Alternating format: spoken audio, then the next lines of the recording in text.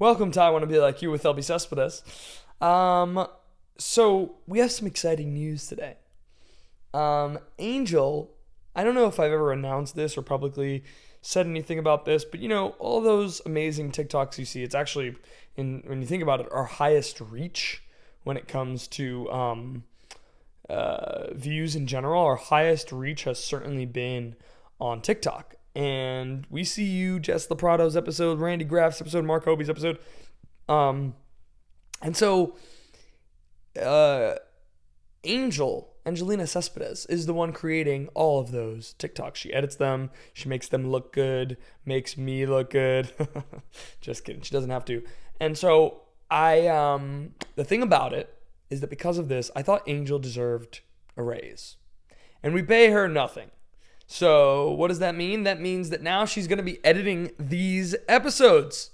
What? I mean, how cool is that? She gets a promotion, more work. And with that being said, so we want to congratulate Angelina Cespedes on her promotion. But also, with that being said, we have some exciting news. We have fan mail. Dear Elbi Cespedes, I love your podcast. The guests you've had have been amazing. How have you gotten these people? My goodness. I'm just such a huge fan. I needed to write you a letter to share my appreciation. You're my favorite podcast I've ever listened to in the world, ever, of all time, in the universe even, actually. Also, you're gorgeous in that body. Wow. No wonder you're a podcast host. Okay, bye. Love you. Also, maybe you should have Jared Goldsmith on? Give it a shot, okay? Okay. TTYL, kisses. Cool. BTW, ABC, moi, your fan, Shelby Cespedes. I thought that message of fan mail that we received was really nice, and I thought it's so nice that Angel decided to edit our episodes now. I just thought it was a nice way of promoting her, and we'll see how this one goes, right? Anyway, after that message, I was like, I need to have Jared Goldsmith on, and that's why today we have Jared Goldsmith. Now, who is Jared Goldsmith, you ask? Well, I'll tell you, that's a question that none of his 800,000 TikTok followers are asking. They all know who he is, so why don't you? Enough said. Just kidding. So, Jared Goldsmith, he is a TikToker. It's weird to say TikToker, but he's a content creator, right? Because he creates content on Instagram as well as TikTok. And he's a comedian, really. He focuses on musical comedy. He does a lot of musical comedy bits that I think are just hysterical. And I found him originally because Angel sent me one of his TikToks, and I was like, this is hysterical. It's so funny. And then we saw him in The Little Mermaid at Paper Mill Playhouse, which we've talked about extensively on this show, on this program. And he is so funny. He's so creative. He's so original. And what he's doing really is he's really a jack of all trades because he plays music, he does comedy, he does theater. You might have seen him in his Broadway debut as Jared in Dear Evan Hansen because he was in the closing cast of Dear Evan Hansen. You might have seen him with a special fella named Elbi Cespedes in the film Better Nate Than Ever on Disney Plus, no longer on Disney Plus. We get to talking a little bit about that. We get to talking about all of his super duper social media success, the difference between an influencer and a content creator. And you really should check out his stuff because it's just so funny. He's creating some, in certain respect, he's looking at his platform as channels, almost like a channel that you would see on network television back in the day.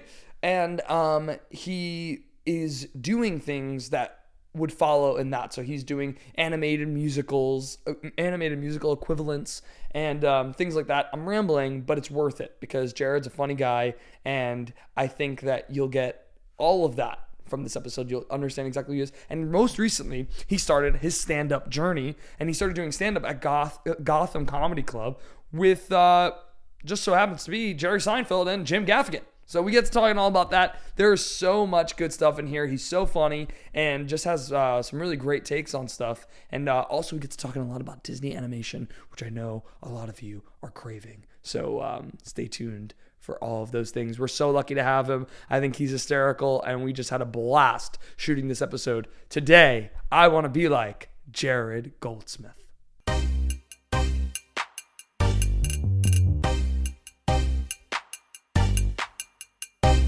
I want to be like you. I want to be like you. I want to be like you. I want to be like you. Welcome to another episode of I Want to Be Like You with Elbi Cespedes. Today, I want to be like Jared Goldsmith. Thanks so much for doing this. Thank you for having me. How's it going? Great, because we were watching your videos in the car on the way here, but also we've been watching them the last week in prep for this. My first one that I ever saw was like you doing the contemporary musical theater parodies. Sure. And it is so spot on, and there's something about that style of music that's like, there's something about it that you replicate it so well where I'm like, oh, I know exactly that, but I can't pinpoint what musical that sounds like, but I know the sound. Sure. Yeah, I mean, I think, I'm a sucker for like generic chords and generic like lyrics and, songs that just sound somewhat familiar and like somewhat millennial almost. Sure, yeah, right. I think just growing up around like that style, and even the Avenue Q and the Wicked, and being in Dear Evan Hansen and kind of like being around it. And I also just love comedy. I love good parodies. Like one of my favorite movies as a kid was Austin Powers, which is a giant parody. Right. So yeah, I mean it's been fun being able to do those online and realizing like how many folks find it as humorous as I do. Right. So we start the podcast with the same question every time, and it is, who is your I want to be like you when you were a kid? I think there's definitely a couple people, from a more like acting standpoint, like a Jason Alexander I've always kind of admired. Oh, yeah. I think if you really list out the career, and obviously a lot of that is luck and timing and a multitude of things, but originating a role in a Sondheim musical on Broadway, doing one of the most iconic sitcoms of all time, which is basically practicing theater at its maybe largest marathon largest audience, back in the heyday of the sitcom, and voicing Stephen Schwartz, Alan Menken Disney movie, like those three right there are just like check for like. For sure. More than most people could say in an entire lifetime. Yeah, for sure. There are a multitude of people I definitely admire. But Jason Alexander's great. Yeah. I'll take it. So you're from Jersey. Yes. You're from Livingston, New Jersey. Yes. So were you seeing theater a lot? Were you a theater kid? Yeah, definitely. I grew up in New Jersey, and I grew up coming to shows a lot. It was nice being able to witness theater a lot, especially kind of getting that bug around like. I've seen shows at 5 or 6, like Beauty and the Beast, and is that your first Broadway show? Yeah, I think Chicago actually might have been my first Broadway show. Yeah, it might have still been at the Schubert Theater at that point. Oh my gosh! As a 5-year-old, you saw Chicago? I saw Chicago as a 5-year-old. Yeah. What did you think of Cell Block Tango at the time? I think I just thought it was funny that she was screaming like I gotta pee. And then the movie came out when I was like 5 or 6, so I watched the movie and kind of understood it a bit more. Beauty and the Beast was probably the first Broadway show I stayed awake for the whole thing. Right. I saw the Music Man revival in 2001, the Strowman one. Oh, wow.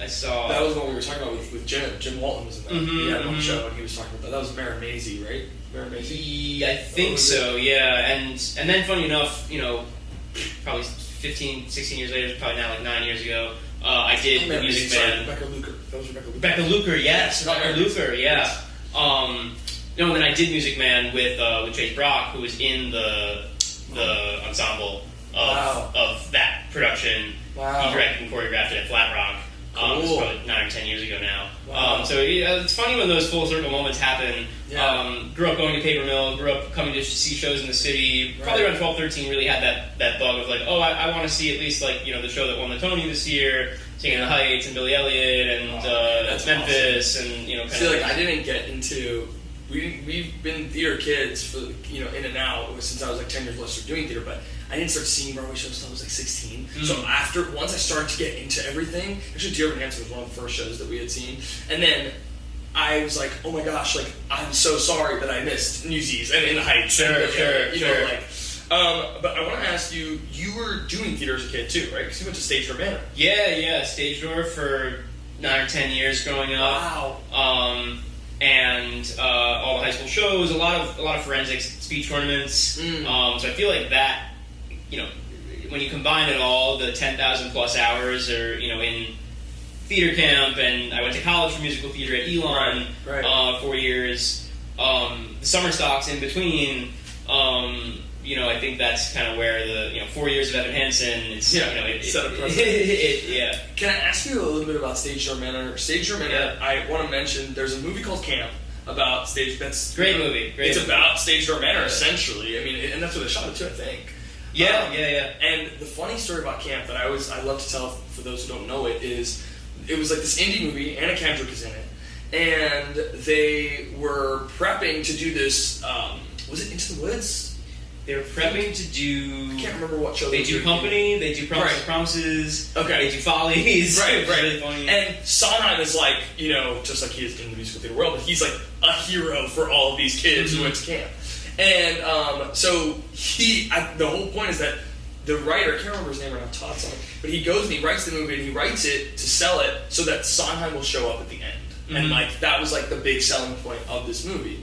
And then he wrote it without asking Sondheim if he would do it. Right. So he writes it as like and they're like, oh, you're going to get Stephen Sondheim to show up. And he's like, yeah, of course. Without knowing if he did. And then he goes and he writes the Sondheim, sends him the script, and Sondheim says yes.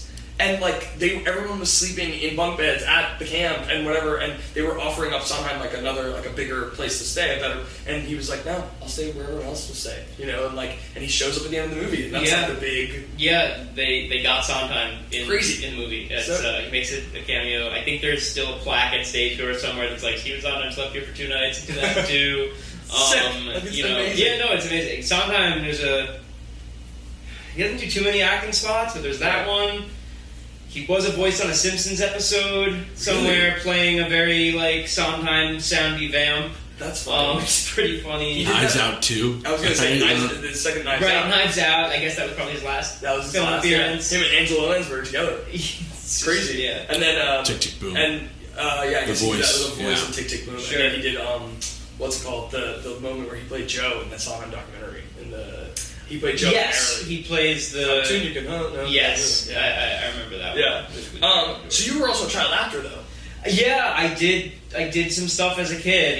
There was a time where I really was going to the city a lot after school to either do an audition or a voiceover recording. How did that come about? I was doing enough community theater. My sister was doing enough community theater. She signed with the manager. The manager was like, "Oh, we could take him too." And it was kind of like, let's see how this goes. The funny thing is now, 20 years later, so much of the inner workings of that industry is just different. Whether it's with voiceover and going on site, or just with the digital world of TikTok and YouTube. I think for kids to have moments on the screen or whatever that looks like, as an actor, it looks like many different things. Right. But it was why it's so interesting that theater has stayed somewhat in a similar playing field. Right. But yeah, I did Blue's Clues. I did a lot of Blue's Clues recordings. Who were you in Blue's Clues? I was so on Blue's Clues they did a spin-off, I think, for its 10th year anniversary. Blues Room, which is called Blues. You're asking Room. a Blues Clues aficionado here. And at this point, they had Joe, not Steve. It was Joe. I have to tell you, who was a Power Ranger. No shade to Steve, but I was a Joe baby. Sure, I was a Joe kid. I kind of was in the middle. I remember seeing him go off to college. Right. I think I thought he already went to college. Right. It made enough sense to me. I don't know if it was like Joe was his cousin or like his brother or something like that. But there was one where the two of them met in one episode. Yeah, and that was he passed the torch. Yeah, that was mind blowing. But that actor's name was not Joe. No. Whereas Steve was Steve. Right. I think he was a Power Ranger though. The guy who played Joe. Okay. Nice. I think he was a Power Ranger, like maybe Red Ranger, like Time Force, or. We should get him in here and ask him. Yeah. He comes in and constantly no. So I think he was a Power Ranger for sure. Yeah. But I only did one episode of Blue's Clues where I was in the live action portion, and it was in the mail time letter. There was one random mail time letter that I was with like a group of maybe 3 or 4 other kids. And because that was really the only time they had live action in the show. Right. Mm-hmm. And then there was another part. So they had a Blue's Clues aired this new show, this spin-off called Blue's Room. Right. And to launch it, it was like a 10th anniversary primetime special. It was like at 7 p.m. on Nickelodeon. Wow. It was like one of these big deals that like Nick Jr.'s airing something at 7 p.m. Right. And I played the key, and he was literally a key that kind of floated around and sang a little bit. Oh, cool. And he unlocked the chest that was Blue's room. Oh. And when they would go into Blue's room, which often aired as a second show, like after Blue's Clues. Yeah. It was like the Law and Orders. There's like Law and Order, and this. Yeah, it was kind of like the SVU of Blue's Clues in a way. And in this version, Blue talked, Blue sang, and they were all puppets. There were a bunch of puppets. So they were all played by puppets. So in that show, I played a character called the Silly Seat, who was a talking chair. There was another episode where Blue got a baby brother, and I played a French painting dog. And then I think we actually went back and we re-recorded it in just an English accent because they were like, it's just too much. Yeah, the French is too much. Yeah. But did Blue's Clues shoot in New York then? Blue's Clues would record those in New York. I don't know where they shot the puppet. Okay. But you didn't meet Joe or anything like that? I don't believe I ever met Joe. I met the voice of Blue, the original voice of Blue. Oh, that's cool. Like I met that voice of Blue, and I believe she was pregnant when I met her. Wow. Unless I'm remembering that incorrectly. So that I was kind of like, whoa, you're like a mom, and you're Blue. And then I met the girl that was voicing the puppet of Blue. She would often be in her recording sessions. Oh, that's cool. Before I would go into it. I mean, it was at a very random studio downtown, like Lisbonard and Beach Street. It was like very... Wow. Yeah, That's funny. It was like kind of in an apartment, but it was a big studio. Yeah. Yeah, that's funny. I guess, what's funny is like I don't know how much I remembered kids being in movies. When I saw it, I wondered, I was like, I wonder if he was Paprika. No, I wasn't one of the super special characters, but I was there, cool. Yeah. That is really cool. And it looks like you did it for a substantial a couple time. years when I was a kid, probably from ages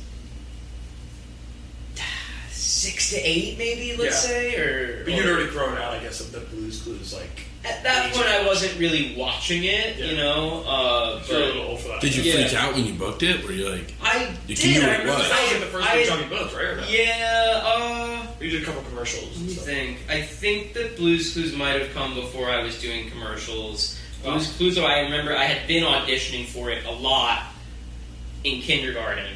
I'm pretty sure it was in kindergarten, so maybe in first grade I booked it. Yeah. But it was, I remember specifically going to the Viacom building in Times Square on like the Nickelodeon floor, where they would make a very fun environment for the kids. And I think I was always like, oh, are they filming like You Pick Live here? Remember You Pick Live? Yes, of course. Yeah, there was You Pick Live that was like in Times Square right after, what was it called? Slime Time Live. Yes, Slime Time Live was shot in Orlando. I mean, the whole world's different, There's no I mean, they used to shoot TRL there. Yeah. So that was, I think I did that. I did a lot of commercials growing up, which were, now the whole commercial game is different too. There's so many non-union commercials. There's so many, it's so many on digital. The pay structure is a lot different. UGC is yeah, totally. I want to ask you about this because this is pretty cool.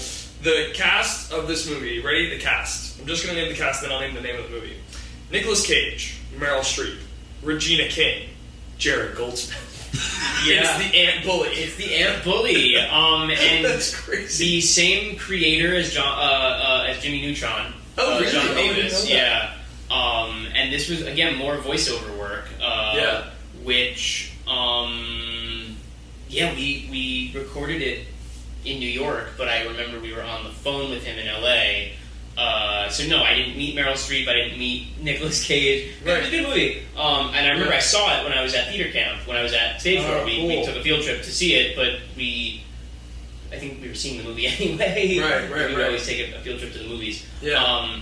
But yeah, that was just fun to do an animated. What was your, especially as a kid, like what were you thinking in terms of voiceover? What is the key to voiceover? I always get, when I'm doing my own voiceover auditions now, I'm always getting self-conscious that I'm trying too hard or not trying hard enough and thinking about, but as a kid, like you're not really thinking about. No, as a kid, you're not. No, as a kid, I there's a part of me that says, it's somewhat easier to book things as a kid. One, I think there's just fewer people doing it. There's probably fewer kids doing it. Sure. I think it's just more impressive when you're a kid that can do. Right. Because it's like, oh my gosh, he's only 6 or he's only 7, and but it depends on the material. And when I'm doing voiceover auditions now, I think I'm usually looking for, all right, are they looking for something really over the top and charactery, or are they looking for the more grounded, real type of voice? Mm-hmm. And sometimes, especially with animation and TV shows, there are shows that call for both. Like I think of like BoJack Horseman, and that just came out with that Long Story Short. Yeah, it's great. But they have like a lot of real talkers, and then there's another character that waltzes in, and it's like, "Hello, how's it going?" My name, and they're just like totally out there. Yeah. Right. So I think ultimately people are after your voice, though. They're after like your voice, whether you're a kid or whether it's just Jared's voice or it's something like that. Yeah. But I love voiceover. I've always loved cartoons. I've always loved animation. I've always been very drawn to that for some reason. And you know what? I think partially because it's very musical, and I think even when you think back to like Merry Melodies, Bugs Bunny, all that. But you even the more recent decades later, Family Guy, Simpsons, South Park, they have so many musical numbers, Big Mouth. And for some reason that's just infused into that adult humor. Right. I think it partially, those animation, for some reason you believe characters singing a little bit more. Yes. Than you do like maybe in a film. Show. Yeah, sure. Yeah. I think that was really, that was kind of how Howard Ashman really, helped Disney out in the 80s and 90s to say like, hey, we can revamp these films and the storytelling the way you kind of did with Pinocchio and Snow White back in the heyday.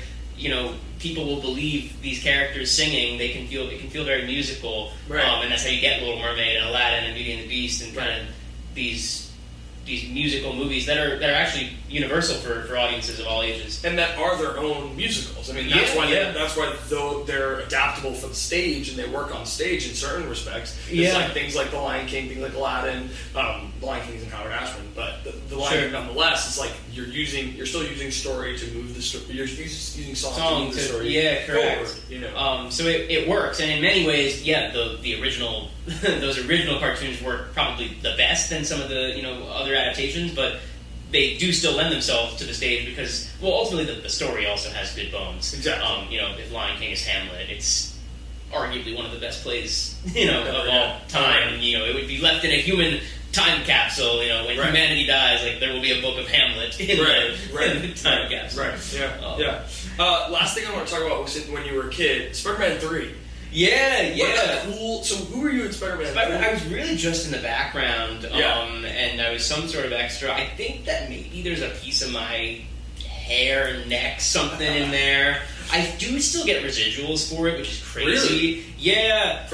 Was it a background gig technically? I'm not actually sure what the contract was. I was 9. Yeah. But I shot it with a couple other kids. I remember one was a boy who was it was in Night at the Museum. I remember we both auditioned for that as well. But I remember shooting it in New York here. Yeah. There was a scene in Madison Square Park, and there was another scene Was Spider-Man on set? Yeah, no, I met Tobey Maguire briefly. I met Kirsten Dunst briefly. I kind of went over and said hello. And yeah, there was a line that they kind of were throwing us. We had a couple lines. Like there was one scene where the kids were very like into Spider-Man. He was like getting the key to the city. We were all cheering for him. And there was another scene where like they were looking at the newspaper and they were like, "Oh my God, Spider-Man robbed a bank!" And it was like the Venom Spider-Man. Sure. And they were like, they had us say a couple lines like, "Oh, I'm throwing out my Spider-Man cards," or I can't believe Spider-Man did this. So I think they wanted to get this group of kids in both of those scenes, and they just didn't quite have enough time with shooting to kind of make it, and probably with the final cut to make it work. Yeah. But that was definitely like a fun, like, as a kid moment of like, oh wow, this is a big production. Yeah. I think at the time they were really first piloting this Spidey cam, they called it, where it like flew through the air, like it was a camera on wires that was going across, like to kind of give that Spidey POV shot. That was really cool. And just, I think when you're a kid, like seeing these big productions for even like a Wendy's commercial, I remember doing like in Silver Cup Studios, like they would have these giant, catering services come in and, all this wardrobe just for this like 1 30-second commercial. Again, very different these days. Now it's like, you're a creator, here's X, you're going to write it, produce it, distribute it on your iPhone, and like here you go. So in many ways now we have more opportunity for the creators. The creator has to do a lot more work, but there is more of that. But I think what we're finding is the big production is shrinking unless it's massive Marvel movie. And even that is trying to find cost-efficient ways of going about there. That's why they moved out of Atlanta now. Yeah, it's expensive. Yeah, so they're trying to find costs because even they're not doing as well as they were 10 years ago. Sure, yeah. And a lot of that COVID changed. I think COVID really changed the game for. I think for content too. Maybe we wouldn't have TikTok if it weren't for a pandemic, but we'd probably have these. We'd probably still have some sort of scrolling video app. But it's just not as, like, TikTok grew this major popularity over the course of that time. Mm-hmm. Yeah. And even the controversies that surround TikTok worked in its favor. Arguably, they keep it going. Bigger. Yeah, exactly. I want to ask you a little bit about your time at college, because when did you decide that you wanted to do this you were already doing it as a kid, but when did you decide that you wanted to pursue theater professionally? I guess sometime in high school I figured, all right, I want to go to college. I guess I'll study theater. It wasn't probably until I was maybe a junior that I even knew what a BFA was, and that was kind of the path that most of these folks took. I graduated high school in the right year of 2014. Sure. So back then, I think it was a lot less. Well, not a lot less. I think in the post-COVID landscape, it might be a little more common, or some folks might say, I don't know if I want to go to college. I might just try to go to New York or LA, or stay at home and make YouTube videos. Like, I don't know what the trajectory looks like as much today. But I knew that I wanted to go to college, and I wanted some sort of college experience. And theater seemed to make the most sense for what I wanted to do. Mm-hmm. I knew I always wanted to like perform and keep acting and like be on Broadway, and like I wanted to do more TV and film, and nowadays I don't even know what that looks like so much. But weirdly, like Broadway's still hitting, Lion King is still running. But it's so funny. But I looked at a bunch of schools. I had a lot of friends from Stage Door Manor that were going to Michigan for BFA, or Carnegie Mellon for BFA. There were a couple that went to Elon for BFA, Ithaca for BFA. All these different schools that just attracted a lot of kids. And what makes a good theater program in a college or university is really just good faculty, good students, and good facilities. And if the faculty's good, they're probably connected to people who are currently working in different parts of the industry. I ultimately landed at Elon. They really wanted me. They called each accepted student personally to say, like, this, I love making this phone call, and, like, we want you to join our 2018 class, and they, like, you feel really special, and you're like, this is a great place. And I actually think at Elon, they would have students audition only on campus, I believe. I think most of them I did the on campus, but yeah, that was always a big thing. It was like you have to audition in person there, which I a lot of them do pre-screens, some of them don't. Did you do the whole college audition circuit? Pretty much, and I tried to do most of them on campus, and I remember it was not a slam dunk, and I think maybe I had my own, like, personal doubts, even though I knew, like, I had chops to land somewhere that was going to give me what I wanted, which I think ultimately was BFA at a conservatory style at a larger university was what I was after. Looking back, I can't really say I have any regrets because it all really worked out for me, and I got a lot of the chops I needed. And I didn't sing technically very strong before I went to college. I had vocal training, intense vocal training, several times a week, where I really learned technique of my voice, which was changing still then, maybe it still even is now. But I used to yell on pitch, is what I think I would say. Even at camp, I was kind of yelling on pitch, and I had a lot of experience, doing shows, and I think that counts for a lot for sure. But college auditioning is. And I remember people used to say this when they were giving advice, like, it's the weirdest kind of audition ever, because you're, like, auditioning for a program, not for, like, a specific part or show. Right. So you're presenting a product, but also you're not supposed to be a finished product, you're supposed to have potential. Very, and I think I had friends that they kind of did that process and sometimes got into really good schools and were like, you know what? This process is, like, I think telling that I don't want to actually do this full time, because if this is what auditioning is going to be like, I don't know if I want to do it. Because it is tough. What was your college audition material? Do you remember?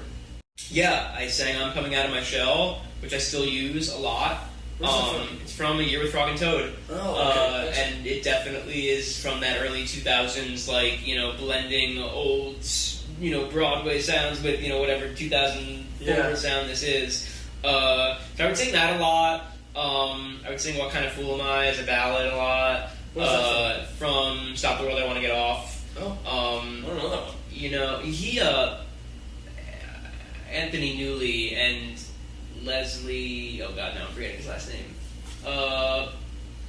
And now I forget which one it was. Maybe it was Anthony Newley, but it was one of them. Now I forget which one it was, but they would perform a lot of their shows as well. Kind of like they would write it, they'd perform it. Oh, that's it's like the 60s. It's kind of like these obscure that's shows funny. from the 60s So that's that a what lot of you these... always try to, go for, right? When you're, like, prepping these... I remember prepping my college audition materials, like, let me find this niche, off-Broadway, random, contemporary thing. It's weird, but then at the same time, a lot of these professors are like, I love hearing songs that I have heard. Yeah. And that I know, and songs that I know every word to. But then, of course, it's like, if you're singing on the street where you live, and you're taking a breath before, There's certain conventions around these songs. Well, having casting on talking about that, and they're like, yeah, we don't care too much about it. Yeah. Not half as much as the actor cares. Yeah. About, finding something niche. Yeah, sure. Especially with pop rock stuff now, people will go through the works trying to find, like, this random niche pop song and make their own arrangement to it. When if that's what works best for you, great, do it. But if you're doing it just for the obscurity, showcase what you do best, and sing something you want to sing and that you are passionate about. Even if it's, like, not what you might always be asked to give. Sometimes it's good to just do something you like. Right. Because if it resonates in here, then that'll show. Yeah. Well, I imagine it's a similar thing with you doing certain bits on TikTok, where it's like, if you've grown tired of a bit, or if you've grown tired of an audition song, either switching it up or knowing when it's It's else true. want to try? You got to try new things too. If you're feeling stale, or if you're just feeling like you want to shake things up, with content, with what you're singing, with the types of stuff you're creating. Right. So at Elon, how long was it before you booked Dear Evan Hansen while you were at Elon? I did 4 years of Elon, and I booked the show while I was, maybe it was February of my senior year. So I was really like just graduating, and it was kind of perfect because it was like the contract was actually aligning with me finishing school. So I didn't have to leave. Oh, perfect. Which was Did you have an great. agent already? No, actually, no. I signed with an agent afterward. Wow, good for you. That's great. No, it all really worked out. Yeah, who was your first agent? My first agent back in the day, as a kid, was with, I think I was with CESD for voice. Wow. Yeah, and I had a manager. But maybe I just was with the manager and she would get me different auditions, somewhere voice, somewhere. Yeah, it's, again though, I think no one reps you like you, and you have to, I think that's what we're seeing now too, is it's like you kind of have to just do a lot yourself, It's true, yeah. And I always ask that question to actors because getting an agent for me was like one of the most difficult things I ever had to do. Mm-hmm. So some people get it from Showcase, some people get it after on their own, or whatever it is. But it's still such a businessy, tricky. Yeah, process. Because then you get an agent and you're like, where's my audition? Where's my anything? And and the truth is, it's like I remember I was listening to a podcast like probably a year ago, right after Gavin Creel died, and he was saying it was of Gavin Creel, and he was saying like, I got a Tony for Hello Dolly, and I was nominated so many times, and like it's not like my phone was ringing anymore the next morning. Mm-hmm. And it just goes to show, it's like, whatever is considered peak is relative, and in terms of like working and consistently hitting your singles and doubles and not just your home runs, to put it in baseball terms, you have to keep working for yourself. That's true. So I want to ask you about your audition process for Dear Evan Hansen. What did they ask for you to do? Were you originally going in for Jared? That's a good question, actually, because I'm trying to think if they ever called me in for the cover track for Evan, Connor, and Jared, but I think they kind of always... No, I feel like they were kind of always asking me for Jared. And there were about 3 rounds, I think. I think there were 3 different rounds, and we would do maybe 4 sides, and like one singing side, and it was like high. It was like a higher singing side, like higher than what he did in the show. To kind of make sure you had the tessitura, the vocal stamina to kind of keep it going. Yeah. And the final audition was, I think everyone was there. It was they had Benjamin Justin and Stephen Levinson, and I think they recorded it for Alex Lacamoire. Wow. And Stacey Minich, producer, was there, and Michael Greif was there. Michael Greif was there for the second to last one too. Yeah. And it seemed as though they were kind of pushing me along in this direction, but I was probably there with maybe 3 or 4 other actors that day. Wow. So it was, it was definitely. I still wasn't sure. I still wasn't sure, but I got a call from casting when I went back to Elon, and they were like, "Hey, you did a really good job, and we can't say anything for sure, but And then I got an email, with the offer a few days later. Wow, because that's true. We didn't talk about it as much, but your voice is incredibly helpful. It is. Thank you. I would use it as almost a textbook to how to fly up to those notes without struggling or anything like that. Did you learn that in college, or was that? I'd say so. I don't really think I could have actually sang. I sung. I don't think I could have sung Evan Hansen before college, really. It's no joke. And it was. I think it was a sign as well. I saw Dear Evan Hansen when it was at second stage, and I was probably a sophomore in college, and I was like, oh wow, like I could probably do this, and and it was also a sign of like they're singing some high notes up there. Like I'm gonna have to work on this stuff. Yeah. Because it's like, I mean, I was saying I did a Seymour in Little Shop like a year ago out in California, and it just the way they were writing it, decades ago, it's not even remotely as high. It doesn't sit as high. It's an easier sing. There was Jesus Christ Superstar. There were a lot of higher shows decades ago as well. Were known for that. They were the mega musicals in and of themselves. Sure. So like if you were going into borderline the same goal as opera. Well, that's the thing. If it's a rock opera, like you kind of knew you were going. Now that's kind of a standard. You know what I mean? Like what Dear Evan Hansen was doing and how high it is kind of sets a standard for a little bit. Yeah. Almost everything after Newsies, like Newsies kind of broke that. Yeah, it broke that barrier of like. Oh, let's dance sing and it's like. Yeah. But if I'm learning new material, it tends to be in the stratosphere. I tend not to be learning new material for baritones. Well, it is that that baritones lament today, where they're like, I feel like you just can't. We don't have true baritones anymore. Right. Or if you're a baritone, you're not going to work. Or if you're under 40, and it's like it's not really true, but they're because we'll always do old musicals, and if you're singing If Ever I Would Leave You, you just don't. You want someone who's got that true low voice, right? And it's also, I mean, it's a bit unfortunate. You're talking about Little Shop. It's like Little Shop. It didn't need to be. I'd say it has a very similar effect. I don't know if Seymour's Melodies. I haven't listened to it in a little bit, but Seymour's Melodies, from where I was in it, I remember being like, this guy.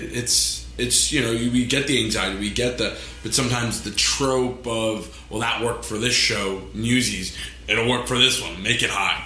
Sure. Have him hit the A, have him hit the B flat. To get some sort of emotional note that maybe is not as necessary. Yeah, sometimes it's like that excitement, Dear Evan Hansen's great though because it was, I think, written for Ben Platt. Like it was written for his voice, and it was kind of like, this sounds so exciting to hear this kind of baritoner sing these really high notes. That's exciting. Of course, it's tough when you lean on one actor for in creating a piece, because you want it to be. If you're looking at longer running shows, you want it to be moldable for other actors, but. I did Dear Evan Hansen. I always played Jared, and I probably did it with a dozen different Evans throughout, and all brought wonderfully unique qualities to the part, which is which shows you have strong material that's working, which is great. Yeah. With Dear Evan Hansen, you went on tour for, was it a year? Yeah, I did the first year of the first tour, so that's awesome. You originated the first national tour. The first tour. That's awesome. Which was a lot of fun, because we got to play in the studio, just the whole company. Awesome. Yeah. Which is always really helpful, instead of, kind of stepping in as a replacement for a show, because then it's like, okay, they have a machine that's going, but when you kind of can work in the room a bit with the director and some of the writers a little bit, it's just nice to sort of feel that and to sort of set that. Let me ask you this: were you on the tour then with Aaron Lazar? Yeah. Oh man, that's awesome. Yeah, he is. I always say he's kind of partially he's an inspiration for this podcast, because he was talking about how he felt on that tour that he was an elder. And how he was like, I want to be asked more questions about it. He's like, but then he thought to himself that how when he was younger, he wasn't doing that as well, and how now he looks back on it and he's like, I encourage all young people to ask those elders in your life, especially in the theater when you're working with them, go ahead, ask them the things, do that kind of thing. Sure. And that became like a huge that person, they've had a remarkable career, but I've always been nervous to ask them, did you ever work with some? Did you ever, what did you, what was this like? Experience? Yeah. And he's like, but trust me, they want to be asked, as long as it's not, whatever. They want to be asked, and they would be happy to tell you there's plenty to gain. So he's awesome. Yeah, no, he's great. He's great. We shared many a quick change dressing room booth backstage, because that's when you're touring too, they often don't want you changing in the dressing room, because it might be in this theater, it might be right next to the stage, but in another theater it might be a mile away or 6 flights up. They would always try and keep that backstage traffic the same. Touring is was the energy at the time because this was still Dear Evan Hansen hot off the presses. Mm-hmm. It was the energy like fangirl energy still. It was pretty intense, they would still have blue hat nights for Evan Hansen, and they would, at the Amundsen in LA, they were very, it was the first time it was being seen outside of New York, other than when it was in DC at Arena Stage, already 10 years ago. Crazy. I know, pandemic moves fast. Yeah. But yeah, no, I think people were very excited about when the cast kind of was coming out and when it was coming to their city. And right. I think that first year we probably I did like 25 cities. Wow. And some were a week, some were 6 weeks, some were 4 weeks. What was your favorite city in theater? Wow. So you mentioned the Hansen. I'm like, LA was great. LA was a lot of fun. San Francisco was a lot of fun. We were at the Current Theater, like kind of right there. It was very old, historic theater. Yeah. It fit well there. Like the show kind of just fit well there, and it was like it was very beautiful theater. Right. And then you had these massive theaters. Like we were at the Fox in Atlanta, which was just like 5,000 seats, like giant, like Sincerely Me is a rock concert, just like people screaming for it. The Kennedy Center was really cool too because we were in the Eisenhower, the smaller one. Oh, cool. I love when smaller shows can play smaller spaces. Yeah. I love big shows too. I love Wicked and of course. But it's nice when you can put a small show in a small theater. Yeah.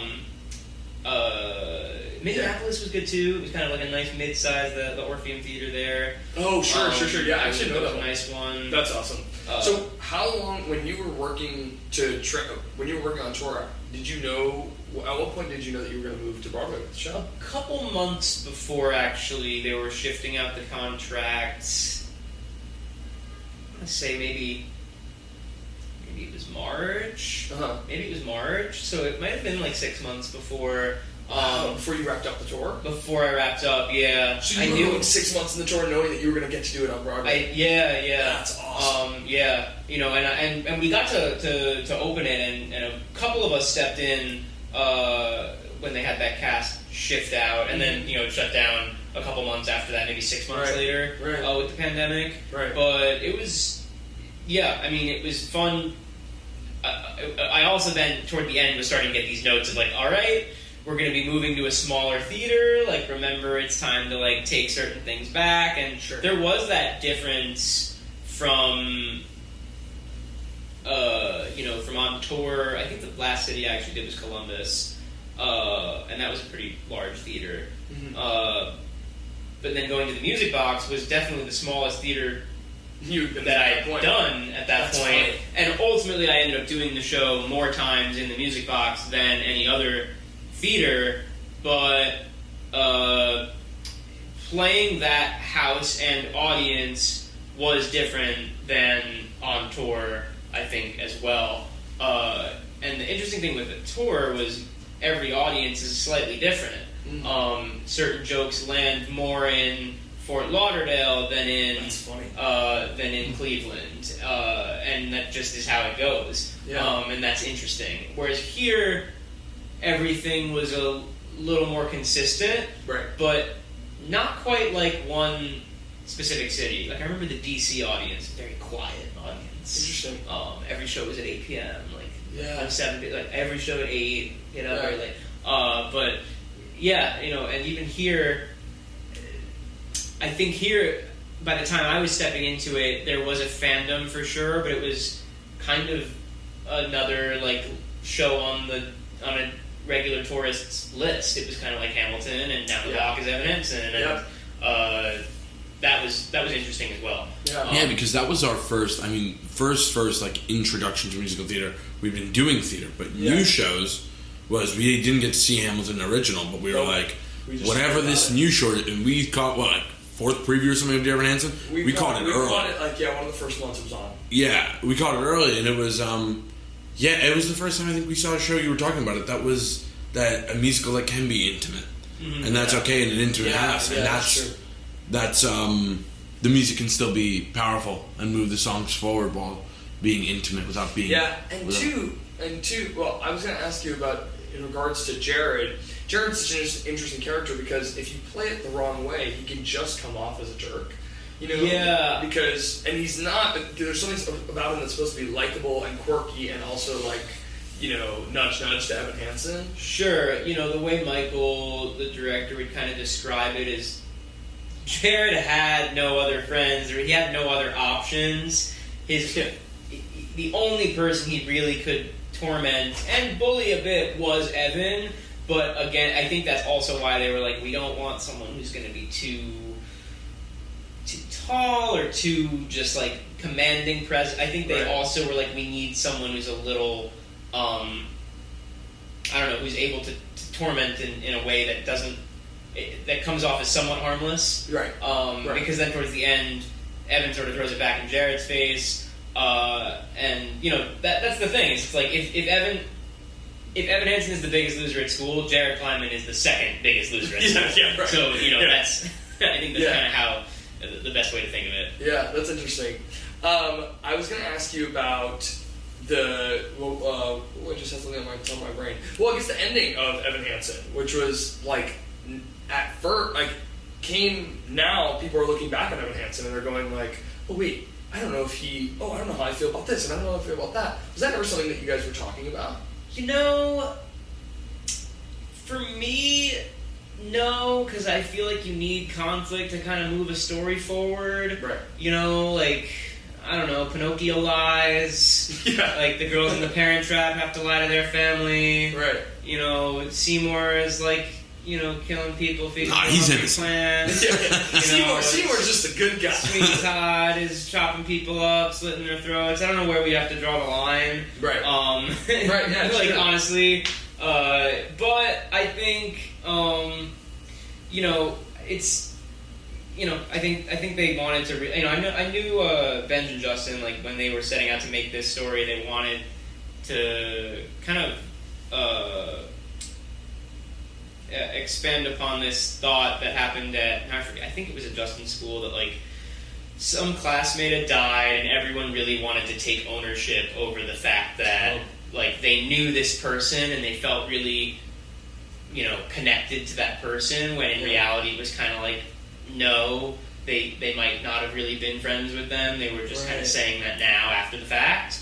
And I think that was sort of a lot of the seed for the material. Yeah.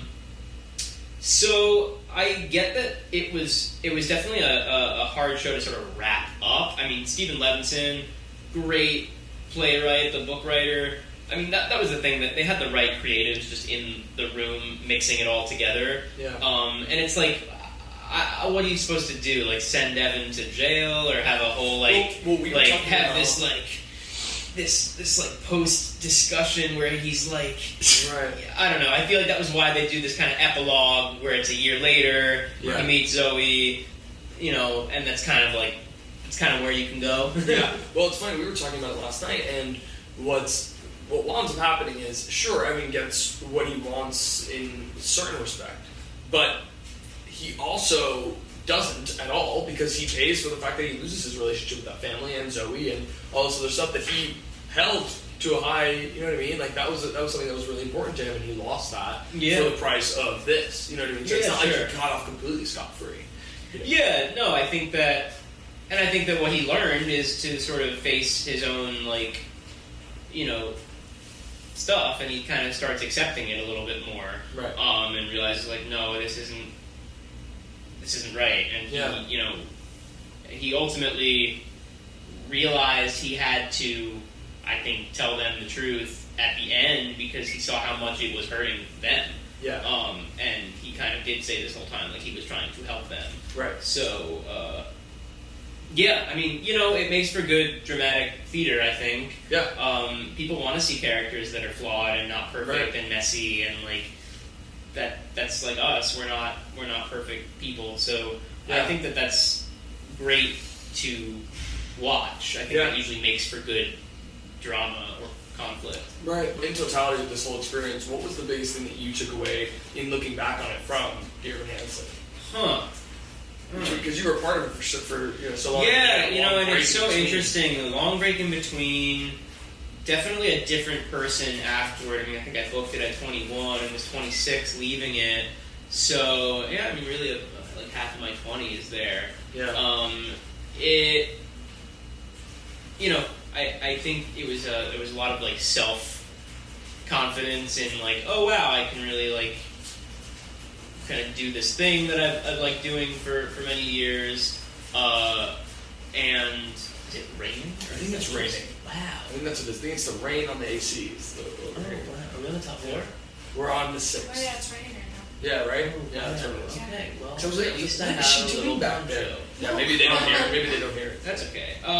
Yeah. What did I learn from Evan Hansen? I definitely learned like what kind of theater I like too. I mean, maybe I'm just biased, and I had to buy into being in, you know, really believing in that show that you're in. Yeah. You know, it's usually rare you see an actor they're like, yeah, I'm doing this show and it's horrible. Like, you usually have to kind of drink the Kool-Aid there. Yeah. But I liked that piece, and I think I think what I did learn is, you know, a lot from the writers and the creative team, like from Michael, about how kind of story has to flow. And, you know, like one thing Michael was big on was like, when does applause come in, and how do transitions kind of work? And interesting. You know, because in Evan Hansen, the applause moments very much are built in. Like, there was no applause after anybody had a map, designed so that after waving through a window is the first moment for everyone to really applaud. Wow. And there's no applause really after words fail. Some people would when the couch was kind of moving in. Yeah. But yeah, like there were certain songs that were designed to sort of not have that. Yeah, like Disappear. I remember at second stage there was a button, but in the final version they took out that moment and it ended with him tying the tie. So you had that break of applause. You didn't applaud until the end of the act after You'll Be Found. So there was a lot of that really as well. I feel like we would get a lot of notes, and you would kind of see what they're going for this particular piece. But sometimes that's very helpful when you're constructing your own dramatic content, or your, just in your performance. You know, kind of, beginning, middle, end, and just storytelling. You know, I think. You know, again, when you go back to like 10,000 hours, I think it's in storytelling, and with music or comedy, what you learn a lot as the comic relief in a dramatic piece like that is you have to set the audience up with a lot of humor to make them feel comfortable. If they're comfortable laughing with you, they'll be comfortable crying with you. Right. So when you're doing something to kind of grab people's hearts, that's important. Yeah. And it's not just like waka waka, like hey, here's some jokes. You're not doing stand up, even though like a lot of Jared's scenes were like Brechtian facing out into the audience, but there's still a fourth wall. There's a fourth wall, and I do think I improved as an actor doing the show, and throughout those 4 years, I was definitely a different actor by the time I left than when I had entered. Right. A lot of it was just more grounded, more rooted in reality. Moving from large houses to smaller house kind of forces you to not overdo it. Yeah. I think being in a large house can force you sometimes to feel like, we have to play to the back, and it's like, and I remember even from the beginning they were like, trust the material, keep it right here, and that's it. But I remember even in some rehearsals when we were relaunching it. That's right. We re-rehearsed the entire show. So I rehearsed that show once in a giant studio for the tour when we first launched it, and then once replacing in the Broadway production, and then once after COVID in another giant studio with the whole company. And I was definitely at my strongest in the final time. Right. Oh, you always want to hope to get better. But I would turn a lot of times those scenes that were outward just toward Evan or whoever I was talking to be like, let's keep this active and let's figure out what we're trying to make them do in the scene to keep it active. Because that's ultimately with acting you're trying you're trying to keep it active and you're trying to keep the other person active and it should be like tennis, like a tennis match, and sometimes it's with that particular track it's hard to remember that when you're like looking out straight out into the audience with those scenes. So anyway, I don't think I realized that a big takeaway was those crafted in applause breaks, because it's such an interesting point. And I'm like, that's right, because there's a button on anybody in the map, but it's not true because it goes right into the thing. Yeah, the school bell rings, and that was it. Yeah. I don't know why. It's just something that must have slipped my. But that's a good thing. It's and I'll watch other shows now and be like, where's the applause coming? Where's it? People love to applaud. You don't have to give them a million moments if we're going to slow things down. Right. So that's a big one. Yeah, for sure. That I feel like I've learned or maybe taken away with my own writings or whatever that means. What did you think of the movie when that came out? Because the movie came out while you guys were closing the show. I think the movie came out during COVID. Oh, I guess you're right. I think I saw it. I haven't seen it. I haven't seen it. I only saw it once. Yeah. And I missed the songs that were taken out. Honestly, I missed the. I guess anybody have a map was taken out. Anybody has a map? Anybody have a map was taken out? Good for You was taken out. I think. Good for You was taken out. I missed the. It was the conversations with Connor that happened after he died that are really important. The did you fall or did you let go conversations. Right. Disappear. Without all that, I think so. I don't think Disappear was in there. Maybe I'm wrong. But I think not having those is what made me feel like I was taking in a different story. Right. And I couldn't. I think the brilliant part is how Evan and Connor intersect figuratively and symbolically in the show. There's a lot of in the second act, at least in the original production, Evan was wearing a black sweatshirt, zip up, which is also what Connor was wearing. Oh, interesting. And in Anybody Have a Map with the wonderful choreography from Danny Mefford, there was this moment where the two of them both were walking and were mirroring each other. So there kind of is this symbolism with Connor and Evan and their track and the real Connor and also the Connor that Evan sort of fabricates to who he wants. What were we talking about? What was the question? We were talking about the movie and I was missing the. I wanted to see more of how Connor and Evan intersected. Right. Like that. Oh, and you were talking about the choreography of Anybody Have a Map. Yeah, the two of them were walking on stage kind of in the same pattern. Right. If I to kind of shadow one another. Yeah, and it was the same with all these conversations. Why don't you talk to Zoe? I can't just talk to Zoe. I already ruined everything Zoe says. Who? Jared? What do you there are all these conversations that the fake Connor in Evan's head would have with Evan on stage that we didn't see in the movie. Yeah. I didn't even know that. I didn't see it. With Disappear and all that. So that was what I wanted to see more of. Right. But it was another interpretation of the story. Yeah. I like the bones. I like the songs. I like the Well, the hard part about movies in general, movie adaptations of musicals, is I always find, and we've debated this, me and Christian.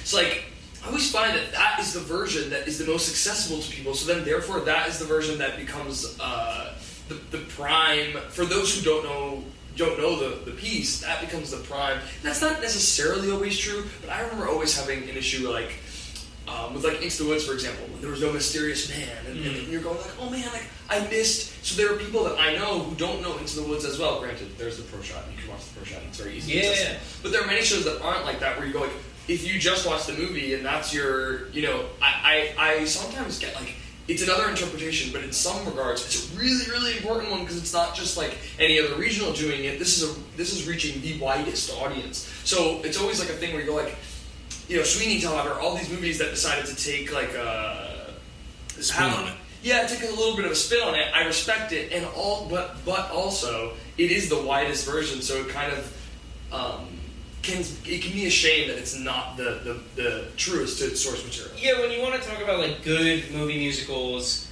again, this goes back to our conversation from the beginning. With animation, you can justify the singing a little bit more. With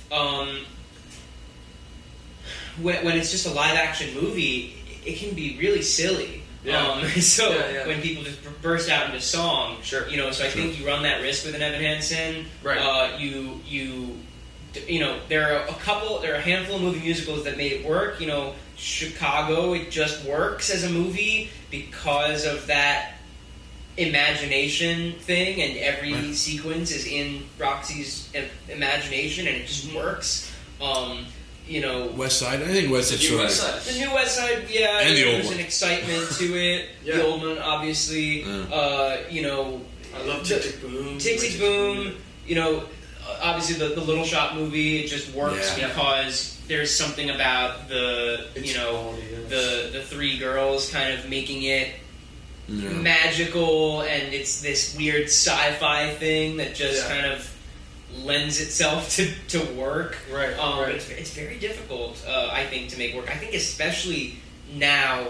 But sometimes, like the Prom movie kind of just works. I like there's something about good. the Prom movie that just kind of works. I think with The directing was great. Ryan Murphy clearly, had a vision, and I think a lot of it comes down to tone, and it comes down to getting the tone right of this thing. And if you're trying to change it, then what is your tonal switch? You know what I mean? It's like nailing that is probably the key to. And it seems like it's funny you mentioned that about the cut songs. I'm thinking about these movie musicals. At least the ones we're mentioning don't cut that much. I'm even looking at the Wicked movie. They're adding. Not the first one. In fact. Okay. The second one they're adding? The second one they're adding. But the first one was pretty true to its original. Yeah. The stage adaptation. No. They did make it 2 hours and a half. And the original. That's what I mean, but they're not cutting. They're not taking it away. They did add it. Yeah. Les Mis or like things like that where you go like they've kept a lot of this they've kept intact, and they didn't take as much creative liberty with it. Okay, we like I'm like we got on our movie musical tangent, but so for hours. Yeah, right. Okay, so let's talk. I want to talk about your social media presence because. Did you start this during that break? Did you start it? Yeah, a lot of it really started during COVID. I mean, I was making a lot of Instagram stories and occasional videos and things like that on tour. But looking back, I think, when I finally was, plunging into TikTok, I was like, I guess I could have started this in 2019 while I was like on the road and really. But I remember I downloaded the app and was probably scrolling on it for like a month, just being like, this is crazy. Like, I guess this is going to be the new thing. Like, I definitely saw it as like, this is clearly the new, vehicle that everyone's going to be using. Right. And I think I was correct in assuming that. Yeah. And I remember it was like 2 weeks before, maybe 3 weeks before everything was kind of shutting down, that I was like, all right, I'll start making some like TikToks at the theater. Let's see if anything can go. I don't really know what kind of content I'm supposed to make. And I think for me, it's been very interesting because for so long I was viewing it as, this is your Instagram, this is your TikTok, it's about you, it's a person, it's a thing. But only now over the last couple of years has it really merged into this like, no, these are all channels. And maybe it's a person who's making, set number of videos, or maybe it's like a podcast and that's the channel and it's just videos of that podcast, or it's, a cartoon and everything is, every video is that little same guy or whatever it is. I'm happy I've gotten on it. I think I'm always constantly shifting around what type of content I want to do. I'm grateful that I've found a nice income stream from it, where with a lot of brand partnerships or with being able to sort of continue. I'm able to continue promoting myself and kind of the things I do best. I can't do everything on there. I can't make a full musical and like put it there. I don't know how interested I really am in making 30-second musicals and doing it like that. Maybe, but it's certainly where the eyeballs are right now, which is why it was kind of like, okay, this is worth getting into. And the funny thing is, I think so many of the people that are on there are, whether they're shamefully open about it or not, they're a lot of theater kids. There are a lot of people that grew up in the arts. They're comfortable in front of a camera. They're actors. They're singers. They're musicians. Those are really the people that are being watched anyway. Which is very interesting. And it's also just highlights so much. I don't want to cut you off. No, you're good. It also highlights so much of, and some of your videos do this as well, where a lot of the theater TikToks highlight how the similarities. How it's like, I wasn't the only person that experienced this thing. It was you in the comments. I'm reading like, Well, one of those examples is like one of your most famous ones, which is the theater games, right? Sure. One, like that is one that every theater kid is looking at and going, "Oh, well, this is a funny take." You can really find that niche. There's like, oh wow, really, like Or I look a lot of like you've done collaborations with Mitch Wood, who does a lot of theater essence things that you go like, "Oh yes, that too." I resonate with that experience. The first person that saw him might not know much about theater or go to the theater, but they have watched movies before and they're like, oh, he's a talented actor and he's playing this funny bit right here and I'm engaged. And I mean, that's great that you can get your stuff out there. I think that's kind of the greatest gift of it. We have this like miracle app and algorithm to sort of get your stuff out there. It has to sift through a lot of noise. It's leveling the playing field a bit, which in some ways is scary. In some ways, again, I think it's like it's diminishing maybe the like what we've called legit in the past, or it's. How so? What do you mean by that? I guess I feel like for the last couple of years it's been like, all right, there's legit, TV, film, theater, and then there's digital. That's what you mean. And now I think the lines are blurring a bit because at the end of the day, if you have 20 million followers, like you're gonna look sought after, and you have insane engagement, and you're not alienating one specific audience or whatever. Like people are. The hard part is though you're doing everything as a creative. You are doing the distribution. You have to decide what is the content. What am I? You're writing it. Who is it for? What's the tone? What is it rated? Is it PG-13? Is it R? Is it for families? Is it How much of that is on your priority list compared to what's interesting to you or what you find to be what you find to be funny or I think nowadays I'm always trying to refine more and more of like what that mission statement is. In some ways I do so many things. I make music, I like stories, I like comedy, so musical comedy is kind of where I fall into. And I write. I've been writing my own musicals, and I have a one-man musical I've been writing, and I have comedy shows I've been playing, and I have some of the songs that I've done on TikTok that I know have tested to be popular. Like I can play at comedy shows, and that's great. That's a great blank canvas to have. In terms of the priority list, I try to go after what is interesting. And also, like, sadly, what's going to get clicks because it might result in more payment or more opportunity to expand that into its own little series and maybe merge that with a brand partner or, I was doing these choir director videos for a while, which, like, I was able to merge with a partner for Grether's pastilles, the throat lozengers. So it's like, it's good when you can sort of merge those honestly, with your content. But in many ways, it's tougher for just actors if you're like, it's a little like, well, what is it you want to do? Do you have to stay in that lane totally? I'm definitely not an influencer. I think I'm more of a content creator. I think the influencer in the sense is sort of dying out of like, here's this person that lives in this luxury home and is using this kind of makeup, and even though that there is a space for that, and when you have a take and that resonates with an audience, like that's great too. I just don't know if it's as much what I do. I think I'm more in the lane of like scripted musical comedy, which I think frankly is the hardest kind of lane to be in. It is really tricky. What you're doing is really scripted is very tough right now. I think it's why we've seen so much success with reality TV, right? And game shows. I mean, you look at Mr. Beast. It's like, he's got a huge platform and he's doing a game show, and like that's nothing new. It's just that he was able to build it himself, which is very impressive.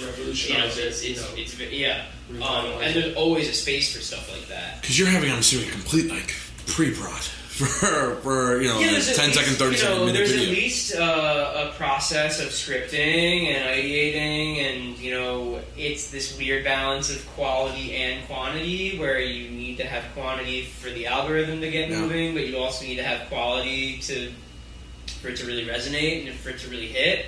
And I've had a lot of different things hit, so it's interesting when, like, people will say, like, what kind of content do you do? And sometimes I don't even know what to answer it with, because it's like, it's varied, but it's usually something with music and something with comedy, because I do think that's the lane that I thrive in. When did you start to notice it blow up? How deep into doing it did you start to go like, I think I'm gaining some sort of traction here? It was pretty quick. I feel like I really took a plunge in maybe like September 2020. So, at that point, Broadway's closed like 6 months. And I think by like November 2020, I was finally seeing the first, 100, 200,000 followers. Wow. I was doing a lot of cover songs, adding kind of a comedic spin or a slightly different chord progression. And that was kind of getting people excited. Again, fewer people were on the app then than today. And it was at a time where explosive growth was a little bit more common. Where someone would grow like a couple 100,000 followers in a couple weeks. Yeah, that's amazing. So I'm still there. I'm still hustling. I'm still doing it. Yeah. I've taken breaks here and there, and I think the cool thing is you can always sort of put it down or pick it up as you see fit. If you're like, I need some space. And the tricky thing is, it's like if you're trying to work on something legit, like your own theater piece, and you're like, I don't want to start teasing this on TikTok just yet. Can I take the time to like focus on this today? I know I also have to be making videos or working on YouTube or whatever it is. Like I think that's the balance that a lot of creators or writers are probably facing right now. But the cool thing is you can do anything yourself. Yeah. And you can get it out there. Do you find yourself in creating the content now? Do you find yourself at a place where you're like, okay, I need to focus this week to create a certain amount of videos, or are you letting it be more of like a brainstorming thing and a light bulb idea? Oh, this just came to me. Let me put this. Sometimes it's a little more light bulb. Sometimes there are ideas I have planned out well in advance, and I really try to take the time with it, and it just doesn't hit. And it's like, all right, well, this, I can't beat myself up over this. I think that's part of trying new things. There are only so many. That's the other thing too. It's like I think at a certain point you don't want to only do the same formula. Yeah. You want to shake things up. Right. But also it's like if it's your channel, people are tuning in, people have followed. What can they expect? You know what they can expect. Why did they follow to begin with? That seems like a really tricky side of it, because what's really interesting about your TikTok is, specifically TikTok, not even remarking toward Instagram, which feels like a different beast, but also is very similar. The biggest video on your TikTok is an original song of yours, right? It was the Lemonade one. Yeah, I mean, it was a cover of Lemonade. Well, yeah. I think it's of me singing and playing on the piano, which is great, Yeah. And that's like, that's cool. You know, that it's like, okay, like singing, playing on the piano, like that's gotten tens of 20 million views or whatever. Like that's pretty cool. Right. Not it's tough to get 1 million views, let alone 9, 10, 20. So that's cool. And it's just interesting because it sets a wide precedent so that you go, well, if this is the video that is, the most viewed, the most liked on my page, then if you're coming here to expect that, you're going to get something of that essence everywhere, because it just is, what it is like a nice overall wide image of who you are. Sure. Yeah, totally. You mentioned doing things, sometimes thinking about, okay, well, how do I adjust this to a wider audience, get the most clicks, etc. How do you know how to do that? How do you know what works? You don't, is the thing. But I as much as I love the theater stuff as well, I think it's why I'm trying to sort of broaden that to hit, in a certain sense, I've almost capped out on the musical theater audience. There are a lot of people that love musicals, right? But I think finding that universally accepted formula is where I'm looking to level up, right? And find that consistent middle ground. And it just kind of comes in waves. There was a big kind of moment with the Sephora Girls series I was putting out last year. I don't know that can continue forever. I don't know that I have the bandwidth to make videos consistently of that, like, every day. If I was able to secure something with, an animated, an animation studio where we're crafting that story and really taking it back to the storyboard and we're putting it out there, like, that's great, you know. And that's the thing, I think musicals can be universal. Music is certainly universal, and so is comedy. So, I'm always experimenting with new music and new, characters. Well, it's funny that you mentioned the expectation of it all, because there's also a level, and I wonder how much you're thinking of it when you're doing this, and probably you may have found that videos go, and you're also wondering what they're hoping for. Because there's I came to this channel what I expect, and then there's what they didn't know they wanted.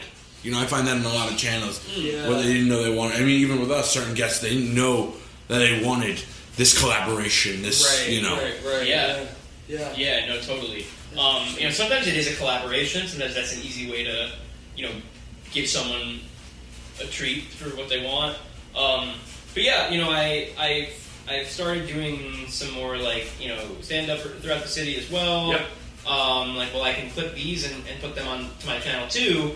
Of course, then it's if you're gonna start growing with stand up videos, it's okay, well then is your channel only for that? So it is a fine line, and I know plenty of comedians that they have some stand up on their channel and they have some sketches on their channel, and that's just.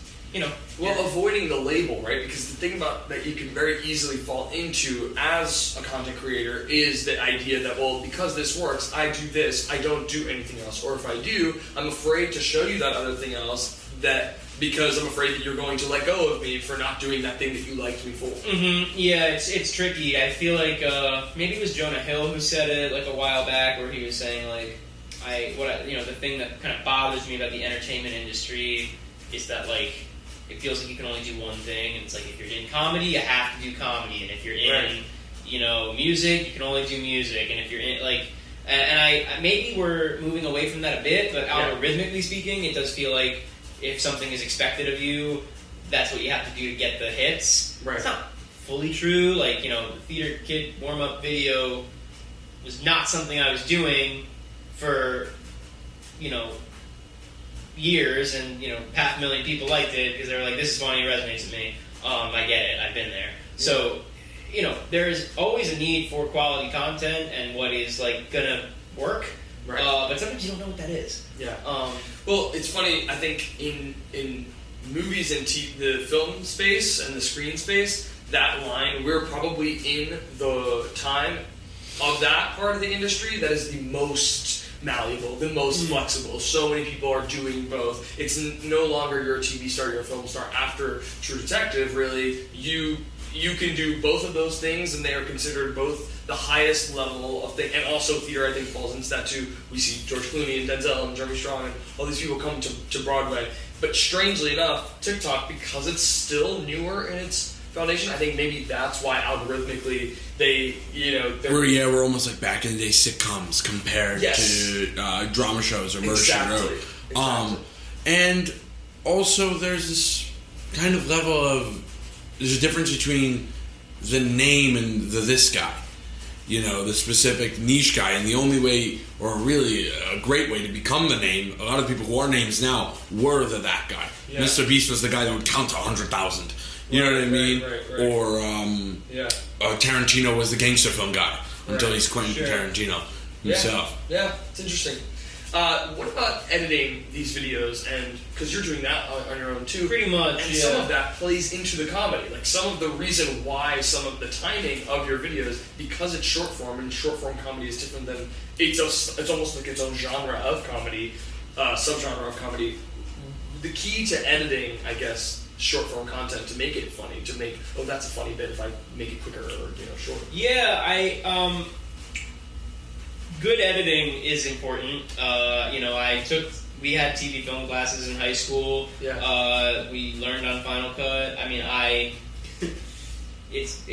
that has changed as well, but I've gotten decent with it. I mean, I'm not a video editing expert. Yeah.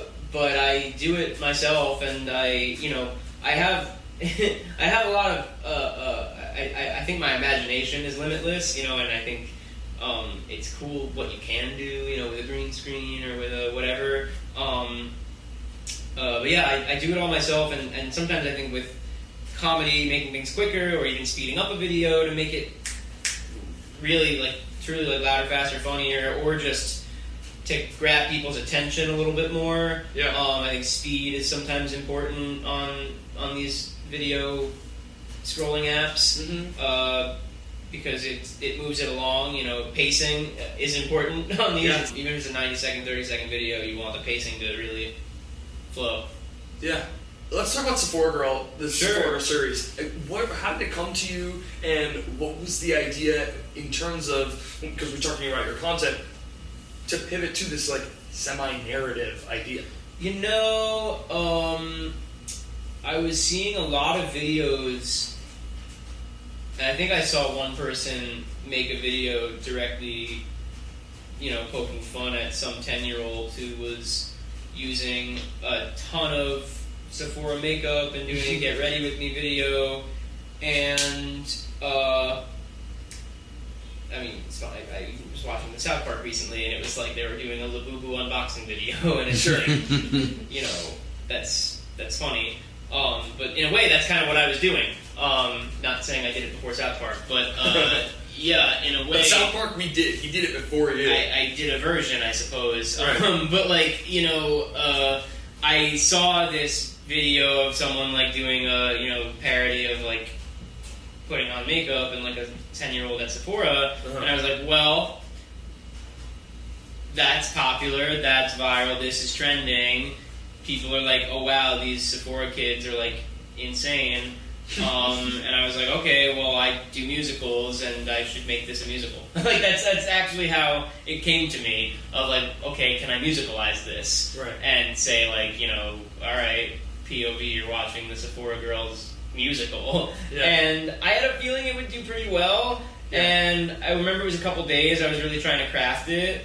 And finally I sat down and I was at a Chipotle and was writing some of the lyrics and was I think this is gonna work. Mm-hmm. And it did. I moved the machine, and it's funny when you see a video kind of go viral, and it went viral enough where I was like, all right, I can make this a little series. And there have been I can't even count how many I've done of them, but they've done pretty well. It was the same with belting a song. I saw Merrily We Roll Along a few weeks prior and was just this is very much this Family Guy kind of humor of if more people join in the song, it just kind of I sort of saw that parody of musical. Yeah. I was I think that I can make this work. That one I very much was leaning into the theater crowd, the Sephora musical, obviously musical theater crowd, but because it had the Sephora name lumped in, and that was trending very much last year, and I guess kind of still is this year. It still is a thing. That caught a slightly larger audience as well. And again, I think when people see it, they're like, "Wait, this is like of quality. It's like this feels like a real musical because I have such experience in performing and composing musicals." And they're like, "Wait, why was this, like, why did I watch all 90 seconds of this?" And it's cool when you're like, okay, yeah, 10 million people viewed like a 90-second mini musical that I made. Let's be frank, Aaron. The way here, you pulled it up and you ended one of them, and I'm sitting in the passenger seat. Like, all right, we gotta watch another. I was like, we can't not leave it. We were watching the Get Ready With Me Violet series. And we watched the first one, and I'm like, this is such a great idea because this appeals to, like, I have cousins who would watch this, and they're like, tween age, and they're like 10, 11, 12. I'm like, yeah, they would love these videos, they would love these parody videos, they like musicals. Oh, this is gonna be perfect for that. And I'm watching it, and I'm going, and I find myself laughing, and I'm like, well, let's just watch the next one. Let's watch the next one. And then we watch the next one, and I'm like, wait, this is really, let's watch another. It's a weird... I go to him, this is for me. Yeah, we're grown men. And suddenly I'm watching it, and I'm like, no, this is actually just funny.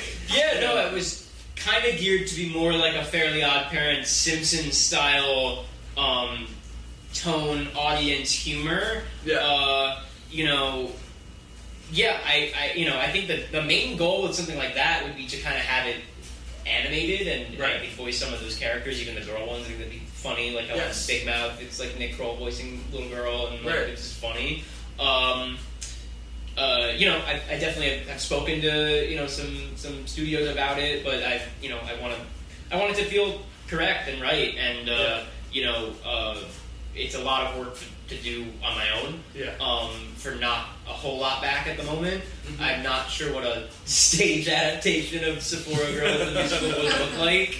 I think it could be interesting if there was, again, like, more people were into it, and if there were enough people clearly into it. But I love that people love it. I love that it was like I saw this thing and people were like, no, I see this, and this is fun, and this is fun. What I also respect artistically is that you're simultaneously, you talked about this a little bit, parodizing musical theater, and which is the thing we love, and there's something egoless about doing that and saying, well, there are some tropes that are just so funny when you put it in this context. So let's put it in the context. Right. Because what you're doing is you are playing into those tropes. And I'm going, oh, well, I know that I've seen that in X, Y, and Z musical. So that's another thing that's funny. What about the consistency that you're getting these videos out at? Like, are you thinking about, is there an actual answer to the idea that you need to post 3 times a day, 3 times a week? No, the truth is, I'm with another digital rep now that's, I think I was kind of realizing, like, oh no, maybe I can post less and really focus on the quality of what the thing is. A lot of it is sometimes this pressure of like, okay, if I post X amount of videos on TikTok and YouTube and Instagram and all these, cross-promoted this and that, maybe I can earn X amount of dollars with income and this and that. And I, ultimately, brand partnerships, sponsors are going to be better for bills and, like, for income stream, and just will be easier. Again, finding that consistency is a whole other beast, and that's where it's like, all right, so am I content creating to make myself as marketable for brands as possible? Am I still sticking true to what my ultimate, like, artist mission goal statement is? So it's a lot of balancing those things. But I'm starting to feel like I don't need to do the 3 posts a day, unless I really, really want to hustle it and experience growth, but I also really want the quality to be good. Like, I'd rather have 1 post a day that hit 100K views than 3 posts that hit 10K views, or 3 posts that even hit 30K. I think it's probably better to have the one that did better And and also it's like I have other kind of goals with like, I think I'm learning it's better to use the apps as sort of a delivery system for maybe what your thing is. So it's like if I want to put out a comedy EP of 5 songs, and one is a parody of musical theater, and one is a parody of EDM, and one is a parody of an 80s yacht rock song, and etc. Like, I can focus on that for a couple weeks, get that ready, promote it on TikTok, Instagram, YouTube is probably a smarter artistic and business model. Get the one-man musical or the musical you're writing, or whatever it is, kind of up and ready, and then promote it on Reels and TikTok to sort of do it that way, or put the thing on put a recording on YouTube or whatever it is. I think I'm learning that it's like while you can make things specifically for these apps, you also can showcase your work outside of these apps on them. That's what so many stand-up comedians are doing there, and I think that's why comedy's having such a big moment, is because they're just playing shows and then they're reposting their content. Reposting so it's working. Just making them ask the question, where can I see the full thing? Yes, right, exactly. Because that's ultimately you're going to earn more revenue if someone's like, wait, I'm a fan of theirs, I want to buy a ticket for $40, $50, $100 to go see them at this venue. And that's where I used to joke, like, by the time I went back to Dear Evan Hansen, even my, a lower performing video is like, oh, I only got 10,000 views on this video, but that's like 10 times the amount of people that, that will see me perform in Dear Evan Hansen tonight. Like, this is so crazy. Yes. But again, there's a quality and a purpose for the content. If 10,000 people or even 20 million people saw the video, they saw a 15-second, minute-long TikTok or whatever, it wasn't like they purchased a ticket to go sit in a theater for 2 hours to really experience something. Well, I think I've actually heard Mary Sugarman talk about this, where she was like, producers are a little wary sometimes about influencers, content creators, because when they thought that followers would translate to ticket sales, it's not necessarily the case, depending on what you do. Because it's not. It's the truth. Yeah, and you know what? It's not not your content for free. It's not the content creator's job to sell tickets either. It's not the actor's job to sell tickets. Actually, it's just not. And I think they are weary, but at the same time, weary or not, whether. So someone has 2 million followers, we're finding nowadays, like, sometimes that makes a difference for them being, cast in a production on film or TV or theater. Sometimes it doesn't. Sometimes people don't really care. But, whether or not, like, say they're in the production, it wouldn't hurt that they have that basis there. Because it does put them in some, it does put them at relevant in that specific sphere. Yeah. In which case, why couldn't they be relevant in that sphere, in the other sphere? Yes, well, then the subscribers and followers start becoming a sort of inflation to some extent, where you start if you were to hypothetically put out a sort of album or recording of a musical that you wrote, right? Then those followers that are following that equal to 100 on TikTok, 100,000 on TikTok to some extent, because they're willing to actually sit down and listen to all of it, which is more likely to actually come out to the theater and do it, not just clicking plus on a 10-second video. Sure, but you need, I think, again, organic growth is the key. It can't be forced. We can't just say, like, oh, we're hiring him because he's got 2 million followers and that's going to save us. Like, no, that's not going to save anything.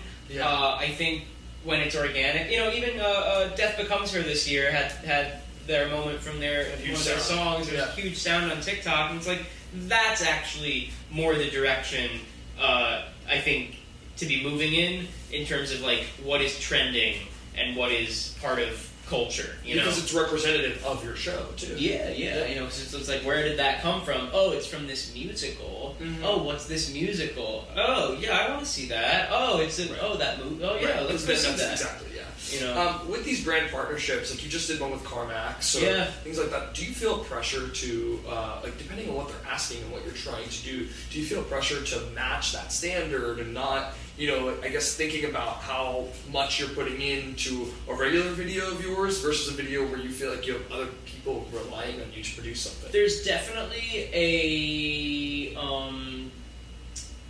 a little more attention to the editing process and revision process because it's going through a couple different levels. But there's comfort in getting some in getting a nice check to make an ad. There's a little bit of like I want to do this right. And like I want this to kind of explode. Right. Again, that's just you don't always know. Sometimes the brands themselves like will pump a lot of money into getting them promoted through the Spark code or whatever. Sure. How they run these ad authorization campaigns. So yeah. I think there's pressure to want to be like marketable for branding because again, it's just like they're going to pay bills, and I think there's nothing wrong with that. And it's like I've kind of found myself in the advertising business a bit, and like being a bit of like a jingle writer or I'd love to do as well. More and more sketches, which I kind of am doing. A lot of them incorporate music, some of them don't. I think people know me for music, so it might be expected. And again, it's like once you add in music, it's like it's a whole other layer of production cost, or or just how it's going to sound, or what you're doing. I can produce in Logic. I know people that can produce better, and it's just kind of you're always running that. Right. Well, even what you're doing now with like the pop culture music, thing. I think that's its own type of. Let's talk about your music and your history with music. When did you start playing? Playing piano? Oh, I was probably 4 or 5. Wow, I started playing, and I don't even really consider myself much of a pianist. Really, I think I have a decent ear. I have a decent understanding. I can play in C and D and G, and like I'm not really, I'm not. My music theory's fine. Like but I've been doing that for a bit. I don't call myself like a pianist, but I can accompany certain things to myself. And I can enough to compose. And I think I've heard so many of these stories. Mel Brooks and Howard Ashman, and they didn't quite play piano this much, but they would compose like full scores of their shows, and I think that's probably the bucket where I land in. I'm not like a Sondheim Jason Robert Brown where I'm super good at that. I don't transcribe. I don't work in Sibelius. But I've I sing. I played saxophone for many years as a kid as well, which I think really helped me with melody. To be honest, I think that gave me that ear. And I've always had a good ear of relative pitch or perfect. I don't really know. Maybe it's relative where I can match pitch and I can recognize what that tone might be. Especially if those melodies are coming off the fly. I'm assuming sax can definitely help with that, with the improvisation of it all. Sax can really help with melody. I found that it helped. I mean, I don't play it every day. I'm not picking it up every day. But you're right about the improvisational quality that comes along with sax. When you can play a certain chord progression or so, and and be able to hum a melody that's has a hook to it. What was I going to ask about the music that you're releasing? When did you think that it would be a good idea to release these Lemonade parody or the also during COVID. Really? And I feel like I was noticing too that the music industry was shifting, and I think I saw a video like from Lizzo the other day. It's like people don't even know I'm putting out music. I just dropped a song, and I had an EP with Doja Cat on it and SZA, and like no one even knows that I'm releasing it because the music industry is changing and the algorithms are different, and it's scaring the big time people. And now of course we're seeing the same thing kind of happen with the film industry that really was starting like 10 years ago. Music industry's been, it's been great that I can put stuff out there. Yeah. I think I'm still, again, refining, like, okay, something with comedy maybe, something with music, something kind of in the musical theater range. Can we make it a little more universal? Which is why I'm kind of leaning more toward this, like, comedy style of songs. I think I'm honestly better served in the comedy lane that does music rather than the music lane that does comedy. I mean, I guess it's similar, but so let's talk about that with stand-up. What an interesting beast. I've heard someone say once, I think anyone who's in the entertainment industry should try stand-up at least once. Mm-hmm. Sheerly for a vulnerability sake, putting yourself out there in the most vulnerable way. Yeah. And the shock. The shock. Yeah. The idea of it is meant to be incredibly honest, putting yourself out there, seeing how people respond, and that reception kind of defining, so what, I guess, what are you finding is your honest comedy? Totally. So, it's funny because I really only started kind of doing this, Jean-Marc Cerezi is a great comedian. He's been posting a lot of his clips online. He's been doing well, probably close to 1 million followers on Instagram, maybe, maybe a little more, over 1 million on TikTok, and he, I guess, was just following me from probably one of these comedy videos, and he asked me to open for his show at Joe's Pub, which was sort of not quite, a little bit of stand-up, but also, he does this show called Theater Adult, where he'll talk to audience members about, like, oh, did you do a show recently? Like, oh, did you do, you're white and you played Sebastian in Little Mermaid, that's interesting, or, whatever. And they'll talk about stuff like that, and they'll have a special guest, and he did a show at Joe's Pub, and his guest that night was Alex Edelman, which was very fun. Oh, cool. He had me open, and I was like, I think I'd like to, I think they wanted me to kind of do some of the piano bits as well, and so that was great because we had a piano there, and that was kind of, that was probably maybe a 5-10 minute set of, musical comedy, like Joe's Pub style. Perfect audience for it too, because they'll appreciate, like, Lin-Manuel trying to write Wicked, or they'll appreciate that type of theater humor, right? That was a lot of fun, and I was kind of like, no, I should probably get more into doing stuff like that. I think there is a 45-minute version of that could be sort of a, not quite like a scripted one-man musical, but like a musical comedy act, so to speak, a little more intimate, a little more you can talk to the audience, you can interact with them a bit.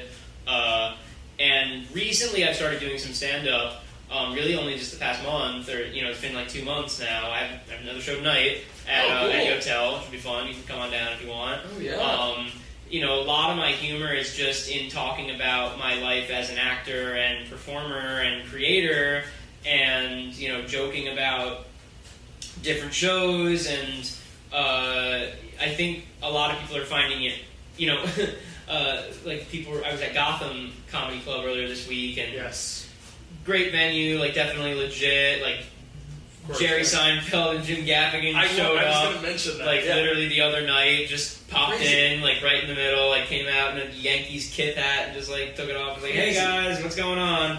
And it was just like, what? They're just trying out new material on a Tuesday night in Chelsea. That's and awesome. Yeah, it was awesome. And then, they opened for me and I went after them. And I was going to say, just I saw that you posted Seinfeld and Gaffigan went in before you. How are you following up to Seinfeld? Yeah, so I definitely had to come up with an on the cuff, like, just going after, some of the most iconic comedians of all time.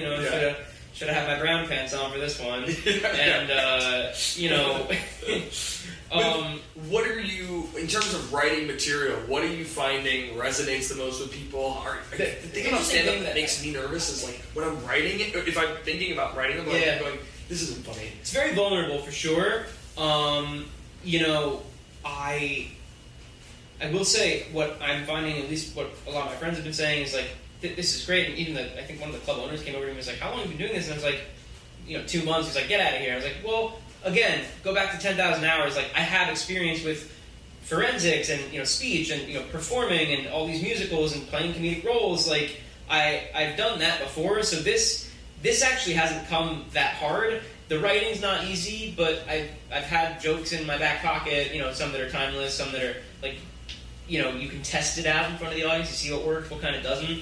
And what a lot of my friends were saying is, like, I think it's refreshing hearing you just kind of talk about, like, oh, you were in Dear Evan Hansen, or you were in this or that, as opposed to, like, yeah, the subway in the city, and, you know, dating apps, or like, you know, the stuff that, you know, most 20-somethings might talk about, which is still relevant, and we have a place for that, and I think that's great, but I think in terms of, like, if you want to find something that's really unique to you, it's like, go find that.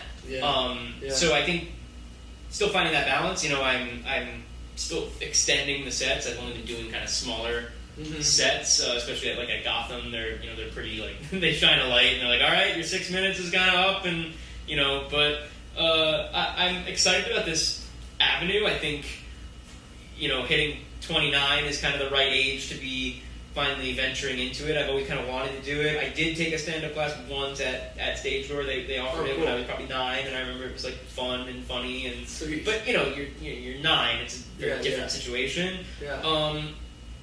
But I mean, I'm happy that I'm, you know, going out into this and kind of showing up in that lane. I think it's a great way to establish yourself as a writer. You know, for some reason, you know, in some ways your digital stuff works as writing samples, but in some ways I think people are still skeptical of it, and they're like, oh, what is this, you know, the 90-second Sephora girl? And will it work live, right? It's like, will it work live? And what's the best way to test it than say, watch this video and the audience is, you're killing, you know. As someone from the outside looking in on comedy, it seems like there's, and you were talking about, you know, the takes that are more commonly used, the, you know, dating apps, and it seems that, like you were saying, it works when you have your own perspective on it, but in the beginning, and I could be wrong, but in the beginning, when you use fully your perspective, something like Dear Evan Hansen, that unless you were in Dear Evan Hansen, you know, that's pretty much your experience through and through, that will help you shine a light on, so when you do those other topics, or a topic that's more well known, you know your voice more. Yeah, no, I mean, I think people like hearing something that's original. It's like, I mean, maybe this is bad. It's like if someone walks on stage and they're an amputee and they have one arm, and they're like, so we should probably just address the elephant in the room.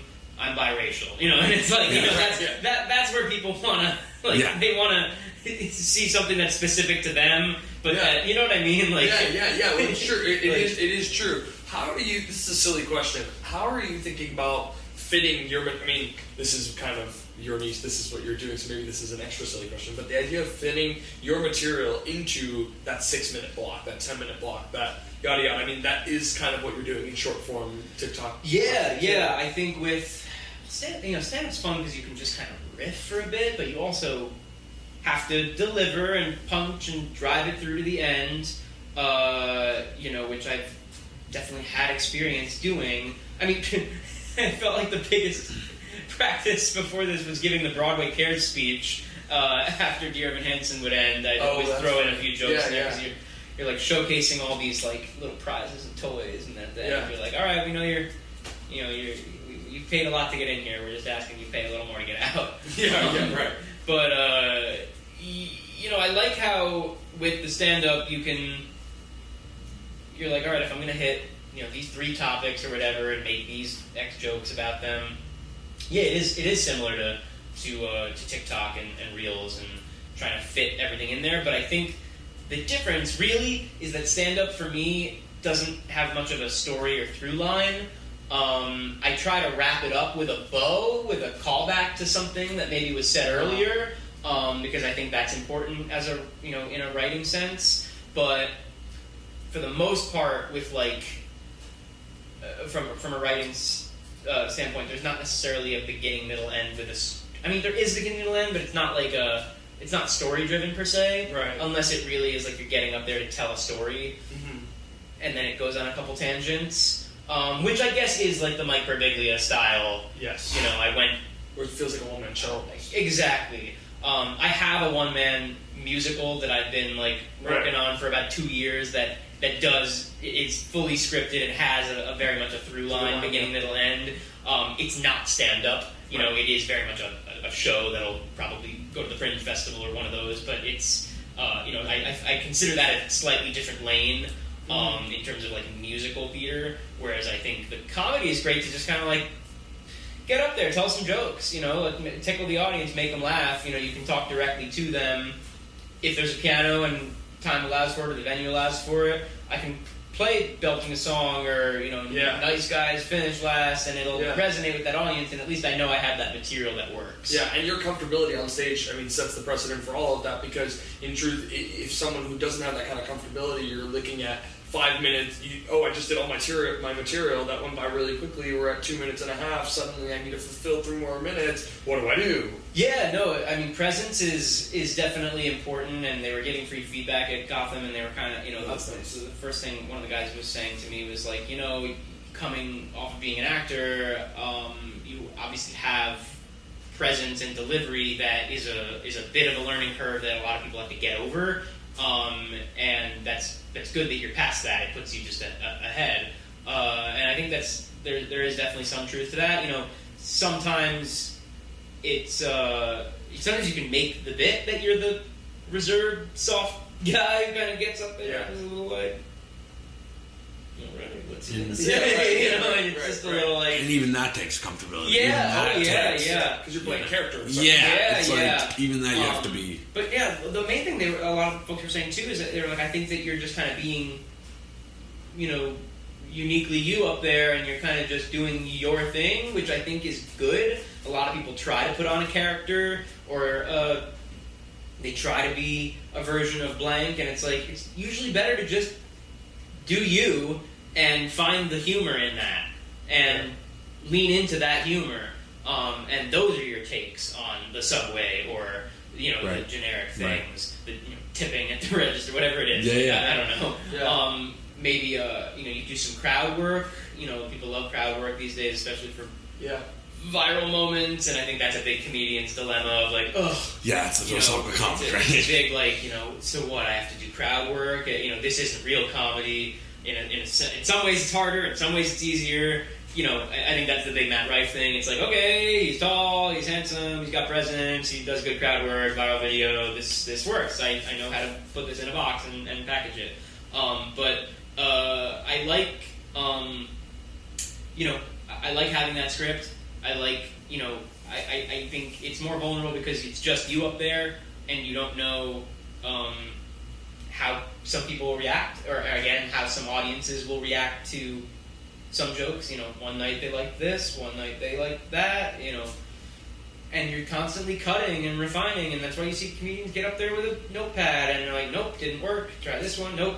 I mean, that's pretty much what Seinfeld and Gaffigan were doing the other night, and it's like, okay, I mean, they're at the top of the game, clearly, and they're testing out new things. Yeah, they're testing out new things. Well, I was going to ask you, like, how were their sets that night? Pretty good, you know. I mean, I will say it didn't feel like the polished, like, you know, Netflix special that maybe we would get, which is the, you know, kind of finished product, best, you know, possible version. Right. But it was pretty good. You know, they are pretty good. And what they do, there's a reason why they're at where they're at.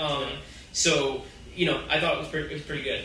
And I did genuinely laugh at a lot of moments. Yeah, you're saying this, and I'm like hearing it, and I'm like, it gives me such. There's something about it that makes me want to try it, and also something about it that gives me such anxiety. I'm like, oh my gosh, because talk about crowd work a little bit. Do you find it harder? Do you find it easier? Or what do you think? I haven't explored with a whole lot of crowd work. I would like to do more. I have a couple moments where I'll shift and maybe ask some folks some things. You know, I think that the fear is you're going to say something wrong, or I think that improv can be a little bit scarier. Right. Like, I think actually improv with 2 people or 3 people could be scarier than just stand-up solo. Oh, that's interesting. How come? Why do you think that? You don't know what the other person's going to do. Yeah. You have someone supporting you, but you don't quite, and you want a yes and, but you also don't quite know where they'll go. And if they're, you know, I think it could be easier to overthink in that case. Yeah, sure. It could be. Yeah. With, you know, 1 or 2 other people improvising. Like, even if you're doing SNL sketches, you kind of have a script. Well, yeah. You know, like, a true improv show is kind of tricky. Right. You know, whereas stand-up, well, it's just you. You probably have your routine, I hope you're funny, otherwise you're gonna, feel a little But the thing weird. about it is that the only way that you know you're funny is if you do it in front of a crowd, because what you're doing in your bedroom is not necessarily the yeah. What you're doing, what you're doing in your mirror is not necessarily what.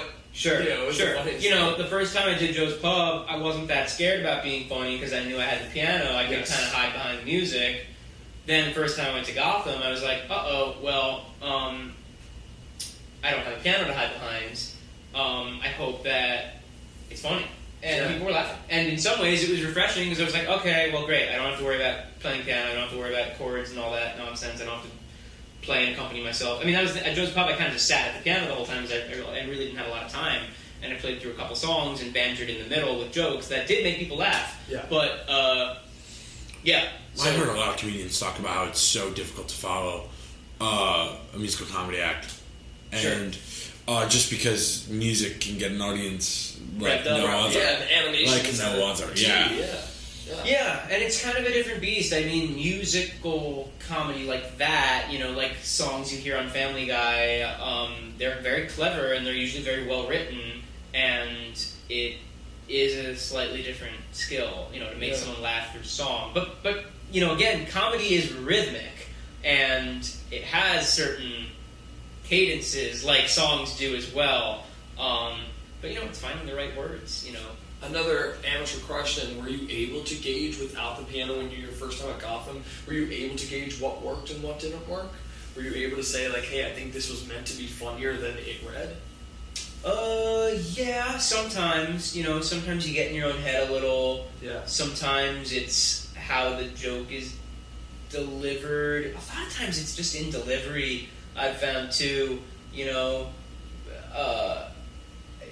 sometimes just having a comedian voice and just kind of putting on a slight, like something about it just it gives it that opinion that just lands with people. Right. And sometimes it's just... it's close to John Mulaney. You're right there. You're right there. You think you have a good John Mulaney. Yeah, and I don't think John Mulaney really... I've heard him in interviews, and he's not really talking quite like that. He has his projecting comedian voice where, like...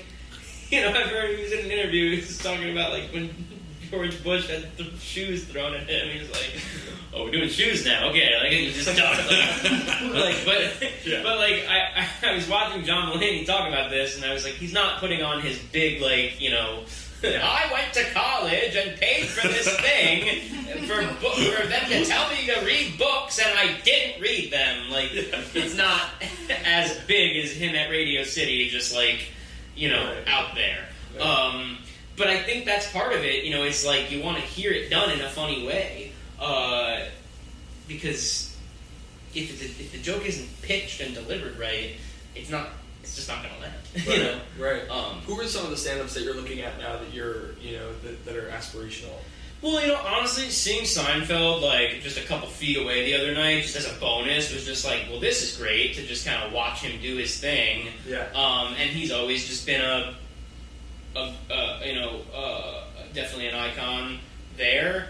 But I think, I watched the series Seinfeld so much and a lot of Curb Your Enthusiasm, and I think that just comes with the writing as well. That's the true situational comedy that leads one to it's like the South Park writers say, it's like, and then, therefore, because, not just things happen. And then. And that's important too for good storytelling and good comedy. But yeah, other comedians, when it's just, so that's why I think just pure stand-up, a lot easier than trying to make a musical, version of Seinfeld. You know what I mean? There's a lot more factors in something like that. Or the improvisation that we were talking about, where like you look at Curb. It's like yeah. Some of it's pure. You're totally blind. That bit, and they're just riffing, exactly. And they're good, and they're funny. Yeah. And it was like even doing that sketch with Mitch Wood the other day. He just was like, It's like, oh right, I forgot you're really funny doing this character, and I have to not break here. Yes, right. But well, an idea like that, how does that come about? Like you just did this, the Ginger Twinsies. You just did like this whole. Yeah, they. You know what? They helped me out. Someone in the marketing team there was saying, hey, let's we're gonna get Mitch to do his box office thing because it usually goes viral. Yeah. We'll invite you and maybe 2 or 3 other content creators to kind of come in, do whatever you want. Yeah. I had some script ideas loosely written down, and that one we kind of just were like, let's toss the script and just mess around. Let's just go. And we had someone hold 2 cameras and just awesome. I edited them together. It was really simple and easy. Awesome. And even that didn't explode on my channel, but I think the people that know, which is a very niche number, they're just like, this is a funny. This is a funny duo. Yeah. Just kind of going at it. But in terms of stand-up comedians, I mean, I'm old school, like the Seinfelds, the John Mulaney's, the John Panette. He died probably like 12 years ago. Really funny guy. He was Edna Turnblad in Hairspray on Broadway at one point. He was a replacement. And really funny, like kind of bigger. Talked a lot about just like I love food and I need my just very very funny. Yeah. I think he was actually on the Seinfeld finale. He was the guy that got made fun of. I think so. Oh, that's funny. But yeah, the best moments in stand-up are when, at the very end, when it kind of just like comes to a big halt from something really funny. Yeah. Like maybe it's a callback. Yeah. Maybe it's it's just the funniest moment, and everyone's just. And what nonstop. tends to be funny about that is a surprise, because that callback moment is something that you might have forgotten about, but when it comes back, you go, "Oh, right, and then suddenly the surprise of it is what's funny with the contrast, or It's so similar. I find it to theater, to where I think about an intermission of a show, whether I'm writing an Act 1 ending, and I go, well, what feeling do I want the audience to have when those lights come up, and you know what I mean? Sometimes it's a daze, sometimes it's a fired up. And same thing with a comic that, and that's kind of always, no matter what story structure you're in, almost every story structure will always have at the end, somebody changed. And hopefully it's the audience as well to some extent because they experienced the show. Same thing going to see stand-up where you end it, and if you could tie it together perfectly, I'm changed, I just died of laughter because you influenced that. It's like... Yeah. No, totally. I mean, a perfect example really is The Play That Goes Wrong, true farce. Yeah. It just has a very clear physical moment at the very end when it's just like, and everything just went wrong, and it's like, it literally ends on a big bang, Right. just For like sure. big, like, Yeah, for sure. I want to talk about the fact that we were in a movie together, and this is not how we know each other, because you don't know that you were in this with me, and I didn't know that I was in this with you. We were both in Better Nate Than Ever. no way. I was I didn't realize you were in it until I was researching you and I found that out, but I was one of the background PAs. Like I was a PA who was giving Nate his audition at the New Amsterdam, like at the on stage. That's so funny. Yeah. And you were Joshua Bassett's friend of some sort. In something, yeah, exactly. You were kind of like his cockblock. Yeah, that's right. Again, those are the roles I'm really good for these days. Were you going method, or? No, it was. Although I know the girl who was in that scene is in Aladdin now, so full circle. Oh, that's cool. Full circle wow. back to the New Amsterdam Theater, I guess. That's pretty But cool. I don't think she was in any of those scenes. I don't think. We shot it at the New Amsterdam Theater. That's cool. I remember they switched up the to Lilo and Stitch. And honestly, it's that wacky world. It's like, why haven't they made a Lilo and Stitch musical at this point? Right, at this point, yeah, right. I think in the book, Better Nate Than Ever, it's E.T. the musical. So okay. good Disney match right there. Yeah. I love Tim Federle. I think he's great with He all was his. he was so nice. He was so Oh my smart. god, so kind, such a good guy. Yeah, and he also and so was Josh too. I was on set with all these little kids, and they were all auditioning for the whatever part in Lilo and Stitch in the movie, and they find out that Joshua Bassett's going to be there for the latter half of the day. And this one girl, she was very professional. And they gave the kids like some sort of candy, like something like a ring pop or something, and it was going to stain their tongue for the next take. And while I would say 3 out of the 5 kids didn't notice and didn't care and just saw candy and started eating it, and nobody on the crew really like monitored that they wouldn't eat that in between takes. This one girl was like, guys, we can't eat this. Our tongues are going to be stained for the next take, right? She was very professional, and then she finds out Joshua Bassett's going to be on set, and she goes, what? Oh, that's cool. And I was like, it was so honest. It was so it's like funny. 10-year-old. Yeah, it was adorable. Caught herself, And he was great too. He was really sweet. He came Yeah. up, shook hands with all the kids, and it was awesome. But I thought that was just like a really funny moment. And you can watch Better Nate Than Ever nowhere because they took it off Disney Plus. No, is that true? Yeah, it was one of those casualties. Man, one of those when HBO Max was getting rid of their stuff and Disney Plus was getting rid of it. It's like Encore. Did you watch Encore? I remember Encore. Is Also Encore taken gone? down Disney Plus. Wow, Yeah, and this is why physical media is so important. It's true. It's true. Wow. Yeah. But I thought that was an interesting connection. You know, one day, I guess I just really need to have a giant library of DVDs, and I guess that will be my. And this way you could have Better Nate Than Ever. That's $5. right. Yeah, right. Right. Yeah, just in case. We're gonna get one Blu-ray copy made. Yeah, exactly. Specifically. Exactly. I didn't realize it was taken down. I Yeah. thought that they were going to take it down, but they left it up, and then Yeah. I guess well, Well, it's good you have a clip of it of your moment. yeah, that you're right. Yeah, I you guess never you're know right. when you might need it. I guess you're right. I want to talk to you about state of the industry stuff with theater and dream roles, things that you're aspiring to do, things that you're most interested in theater at the moment. Sure. We mentioned off camera that you just did Scuttle and A Little Mermaid of Peppermill, and you were Yes, thank you. Awesome. Again, those are my specialties: nerds and birds. You know, Nerds and birds. Yes, That should exactly. be like a YouTube channel. in itself. Exactly. Or if you were It's in the stand-up routine, but it Oh, could, okay, there you could go. be the title of the The whole- the whole special. thing. Exactly, the album title or whatever. Jared Goldsmith, Nerds and Birds. Yeah, I mean, I like those parts too. But the state of everything, I've become a little. I don't know if jaded is even the word. Just a little more like.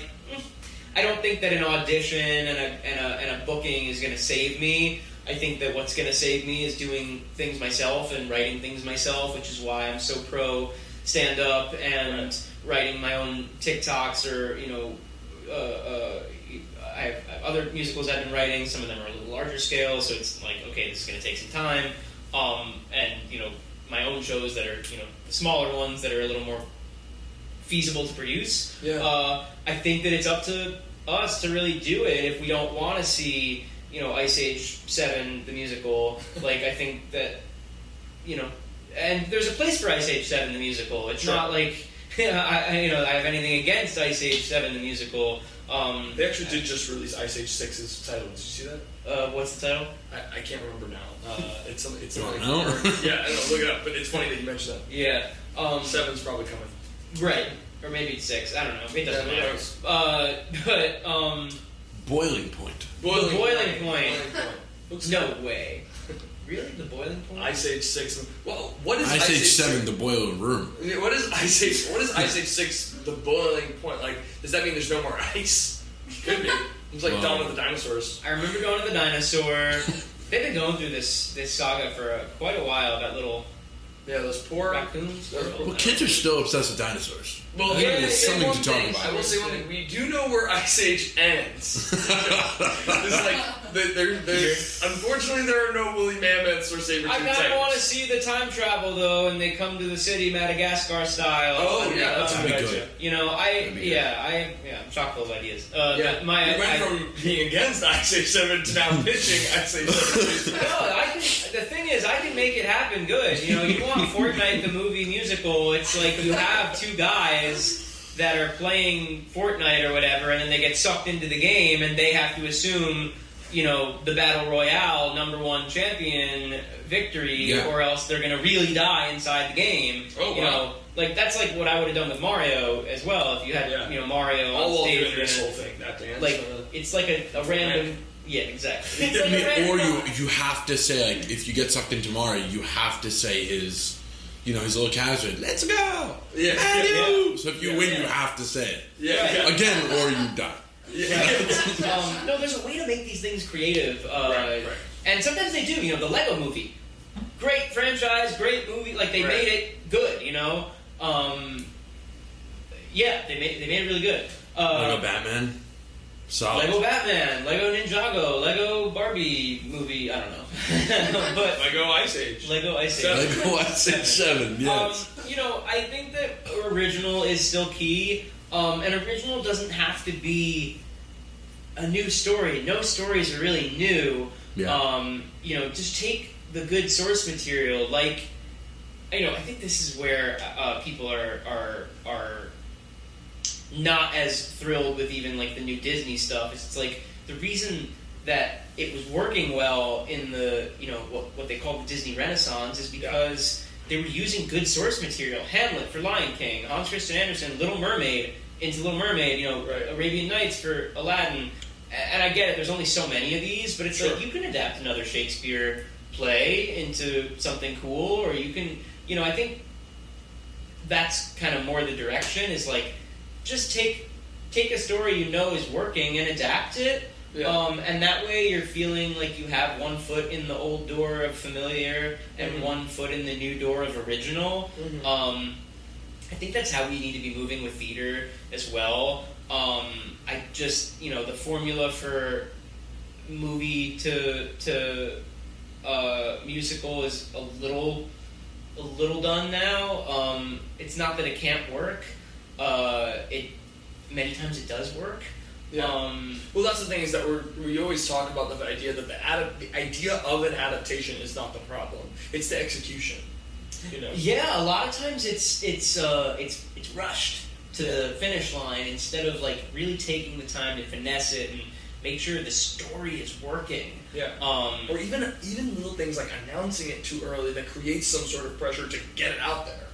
Yeah, and I think again you want to, you know, sometimes they get folks to work on shows and like you'll look at the creative team and you're like, no one from this creative team's worked on a musical before, and like I think that's when it's like you want to make sure you have people that know how musical storytelling works, like on stage in a theater, if that's the case. Because at the very least you're putting them at an unfair disadvantage. Yeah, no, totally. It's tough that world, you know.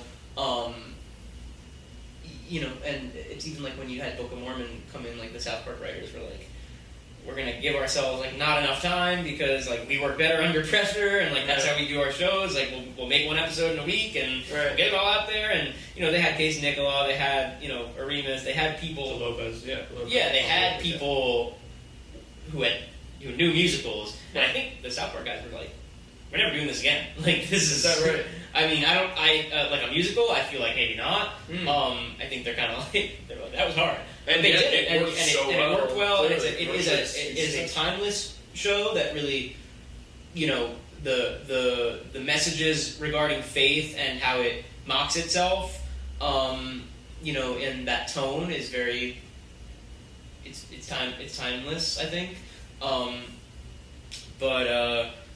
You know, those again, you know, despite the South Park writers not having done a musical before, they loved musicals and were always doing musical storytelling on their show. And in Team America and all these other things. So, it's funny. It's like not even to get too MTH about it, but you're talking about Disney. History. Yeah, you're talking about it about the Megans and the people who knew what they were doing in terms of writing musicals, had experience writing musicals before they came in to these animated Disney musicals, Disney movies, Disney movies, that you don't realize how much something like Oklahoma, when the music started to dictate the form of which you're making your content, when the song actually was moving the story forward, don't realize how much that started to affect culture until Mencken made, you know, the I Want song extremely popular. And it's like, that was there for a reason, if anything. That wasn't just there, we're just going to throw an I Want song and, you know, you guys just do that, like Beauty and the Beast did, or Little Mermaid. It's like, it's also the content that really, really matters. Yeah, no, I mean, it's always got to serve the story. You know, to your point, it's like music the popular music was always seen on Broadway, in the 20s and 30s, because that's where people experienced art and culture. The radio comes in, okay, we play Broadway songs from the radio, but by 1964, when television's at a big height and the Beatles come to America, that's when, it was kind of a done deal. You have Hello Dolly and, Funny Girl and Fiddler, and that's kind of the end of what they called the golden age of musicals, because people are able to get music from, the radio, from other sources, right. and then Broadway's missing the moment in the 60s, with the Vietnam War, these shows that aren't quite as relevant, except for Hair. Hair kind of comes in as the first rock musical that does have music that breaks into mainstream American culture a bit more. Flash forward now decades, it's like, we've sort of lost. What is the moment? What's the moment? And theater has become a bit more of a genre. It's like, oh, that's theater music. When it's like, no, there can be rock theater, there can be scary theater, there can be clearly rap theater. Rap theater, and I think that's why even when Hamilton came out 10 years ago, they're like, oh, well, this actually sounds like music that might be on the radio today. Now, of course, the music industry is sort of blown up in a way where it's like, what is popular on the radio? I don't know. People might like Bo Burnham music, and that sounds like a lot of theater music to a degree too. Some of it, For sure. Some of it. And in no other time have people not been listening to the same thing at the same time. Like, everyone was listening to Elvis and the Beatles, and it was like and for a long time, even as a kid, whatever was on the radio there's no real top 40 right now. Like, what is top 40 right now? No, it doesn't. It was more. Who's trending? It's who more are you meaningless. talking about? It's more meaningless than maybe ever. Yeah, it's almost like, how do I know every word to Counting Stars? Yeah, I want a public. Yeah. I think that's why you're seeing a lot of pop music people say, like, well, I want to take a stab at writing a Broadway score. Yeah. Some may be more up for the task than others, because maybe some of them were these theater kids that, Right. I did one of the readings for 10 Things I Hate About You earlier this year, and it was Carly Rae Jepsen doing the music, and I think she's just a theater girl who was like, oh, I'll take a stab at writing this, and that's awesome. I think there are so many songwriters that their voice or their sound might lend itself to the stage.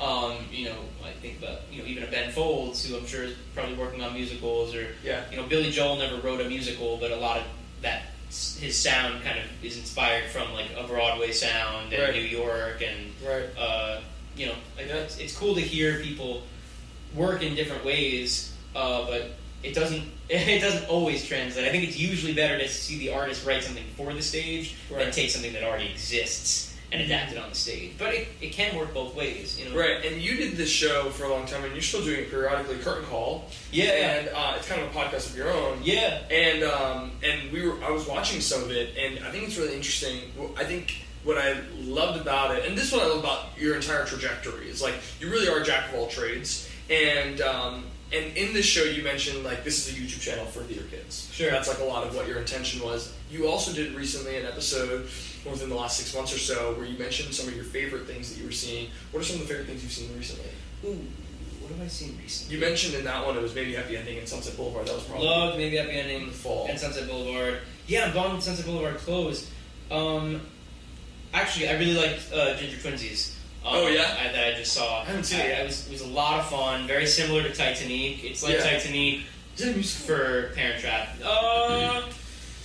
No, it's not really a musical. There's some musical moments, but I think I actually enjoyed that more. I unless the score was really gonna be something, not brilliant, but something like that really was gonna resonate. I didn't feel like it needed to be a musical. It just kind of was fun and funny, and I think that The Parent Trap is a good story that lends itself well on stage like that. And I think the fact that it was like a parody directly of that film, like the '98 one, was really fun. And it came out to coincide with the Freakier Friday movie, so it kind of just worked. I'm not sure how long it's running, but I did really enjoy it, I have to say. And Mitch Wood was in it. Yeah. Really, really great actor. Yeah, he's great. Really underrated, actually. And so was Russell, who was also in that 10 Things I Hate About You reading I did. Oh, and cool. he was in. Very cool. He was in Gutenberg, and he was in. He works with John Marco on his cool. podcast. That's where it is. Nice. He was one of the twins. Oh, so they have this. So they have a white man and a black woman playing. Right, Anissa is twins. doing that. Yeah. So it's really just. She was in Freestyle Love Supreme. You're so right, Yeah. and she took my suggestion to make a song.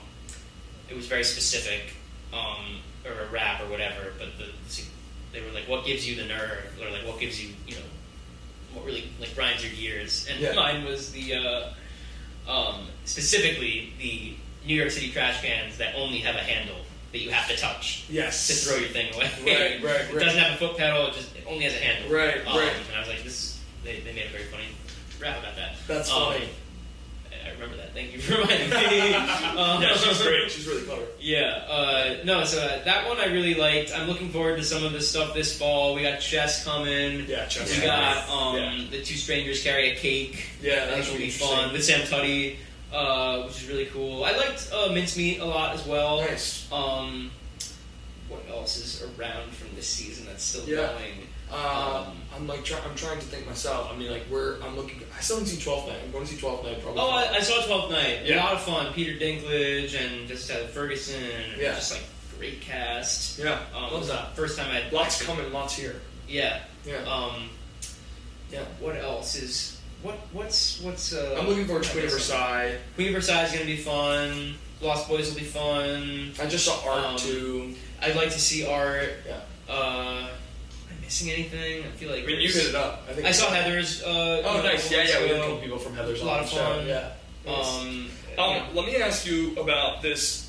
You mentioned some of the original musicals you're writing. Masterpan was one that you did a couple years ago with Olivia Puckett was in it, and a bunch of people from Dearborn Hansen at Green Room 42. Yeah. And I guess talk to me a little bit about that and the original musical writing space and all that kind of thing, what you're most interested in there. Yeah, so I do have a writing partner named Adam. Yes. And we've been working on a couple different projects together. Masterpan was the first musical we really took a stab at.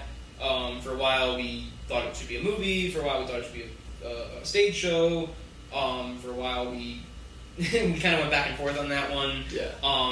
But a couple years ago we set out to sort of make what I mean that was the first time either of us had really written a musical, and we were both really at the ripe ages of 20 and 23. Right.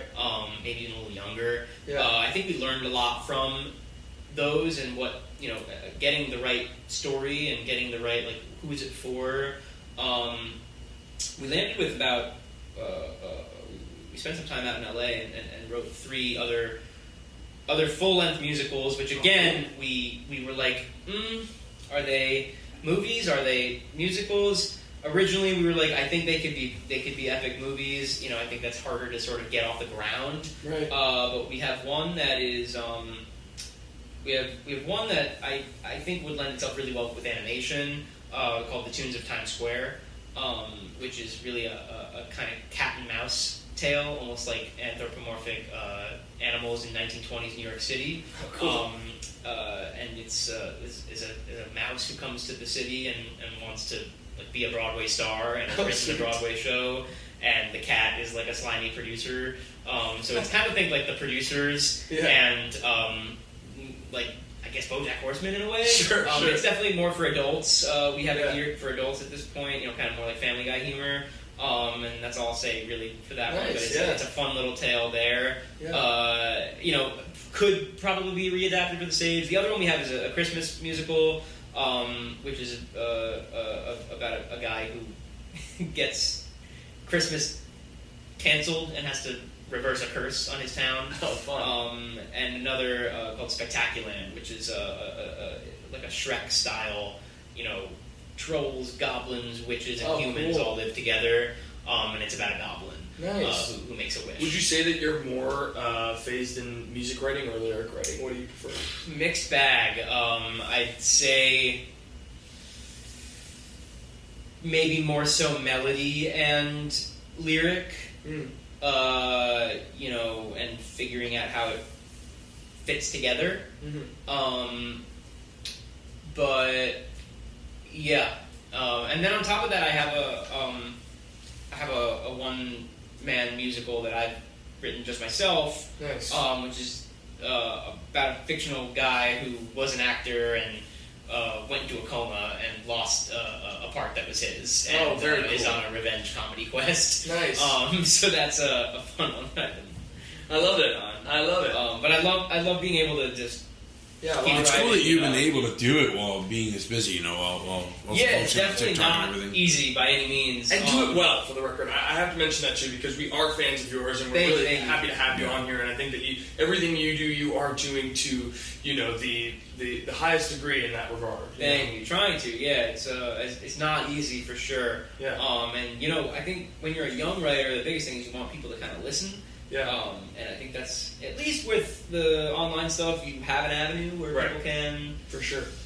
go and listen. Yeah. But it's you're playing the long game ultimately. You don't want to burn out just with video or whatever Yeah, it is. for sure. Okay, so we do this all the time on our podcast. We love manifestation, and we want to manifest a dream guest. So we want you to manifest a dream guest for us to be sitting in this chair. We've got. I guess they have to be living. Yes, yes. We've got the likes of like Debbie Allen to Jonathan Groff to Alan Menken, all across the board. Yeah, I think that Stephen Schwartz could sit right here. Ooh, Stephen Schwartz. See no reason why. Yeah, he's got The Baker's Wife this fall. That is what I'm really looking forward to. That one. Oh, At Baker's Classic Wife is Stage. coming. Yeah, at Classic That's- Stage that's with Ariana DeBose and Scott Bakula. What? Yeah, Ariana DeBose. Did and not Scott know Bakula. that. Mm-hmm. Wow. I think. Yeah. I think Cool. Stephen Schwartz would be great. Shout out to Team Music. Orchestrators as well. Stephen Arenas, Amazing. Alex Lacamoire. Yes. Good guys. Lacamoire, Very yeah. talented. For sure. I'd love to have all those. I could That's totally great. see that. I think that'd be great. I'll take it. Yeah. Thank you.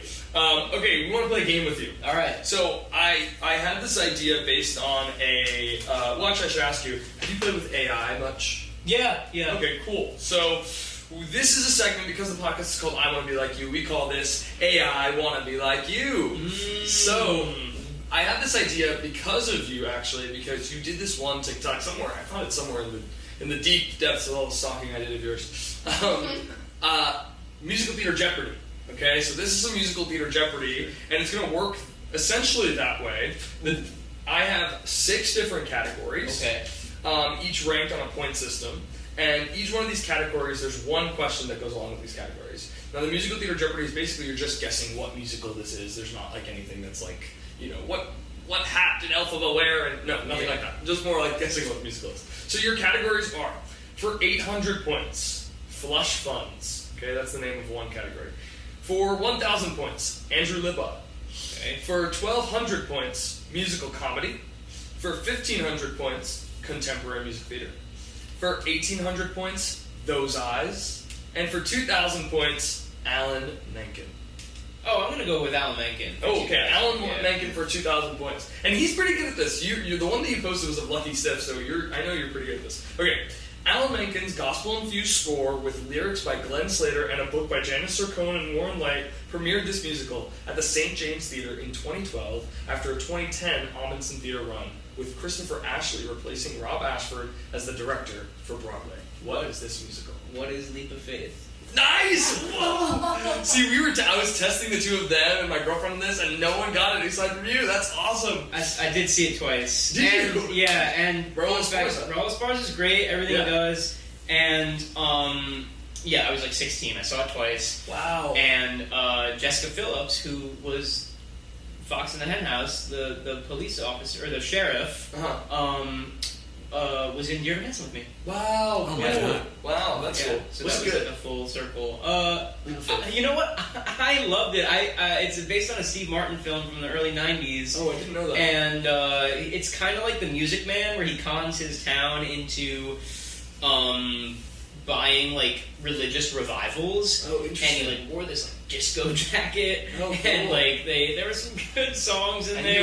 know it very vaguely. It kind of didn't work as a show, but it kind of did. It rained Sure. at the end. It was like Oh, a lot of cool. fun. It was very imaginative. It was the biggest flop of the year. Right.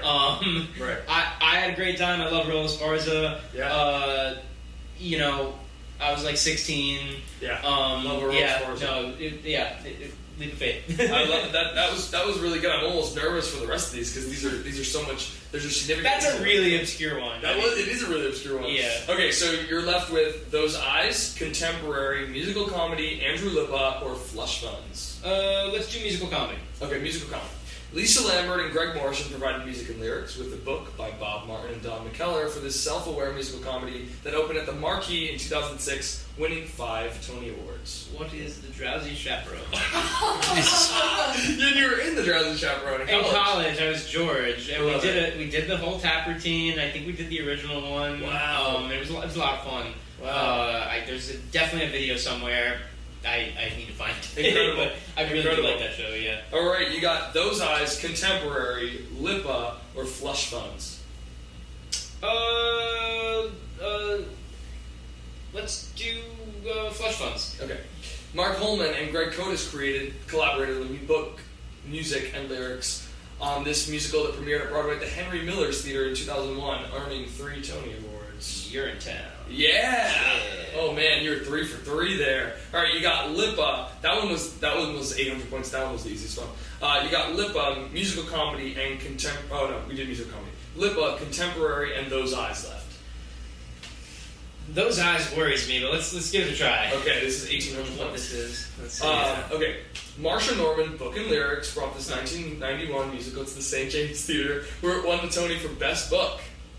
Tony Garden? Yeah. Yeah. Oh my gosh, I thought this was tricky. Okay, last two, Andrew Lippa and contemporary music theater. Contemporary. Okay. Lyrics, Brian Crawley brought this 1997 musical to Playwrights Horizons off-Broadway, where it later transferred to Broadway's Court Theater in 2014 with a revised score. What is this musical? 2014? 2014 was on Broadway, yeah. At the Court Theater? I didn't give you the composer about because I feel like I would spoil it if I did. Wait, but it was at Playwrights Horizon in 2007. It says 1997. Or 1997. Yeah. Huh. Hold on. Is this the Court Theater? Court Theater. I excluded the composer on purpose, but I could give it to you. I think once I do, you'll get it.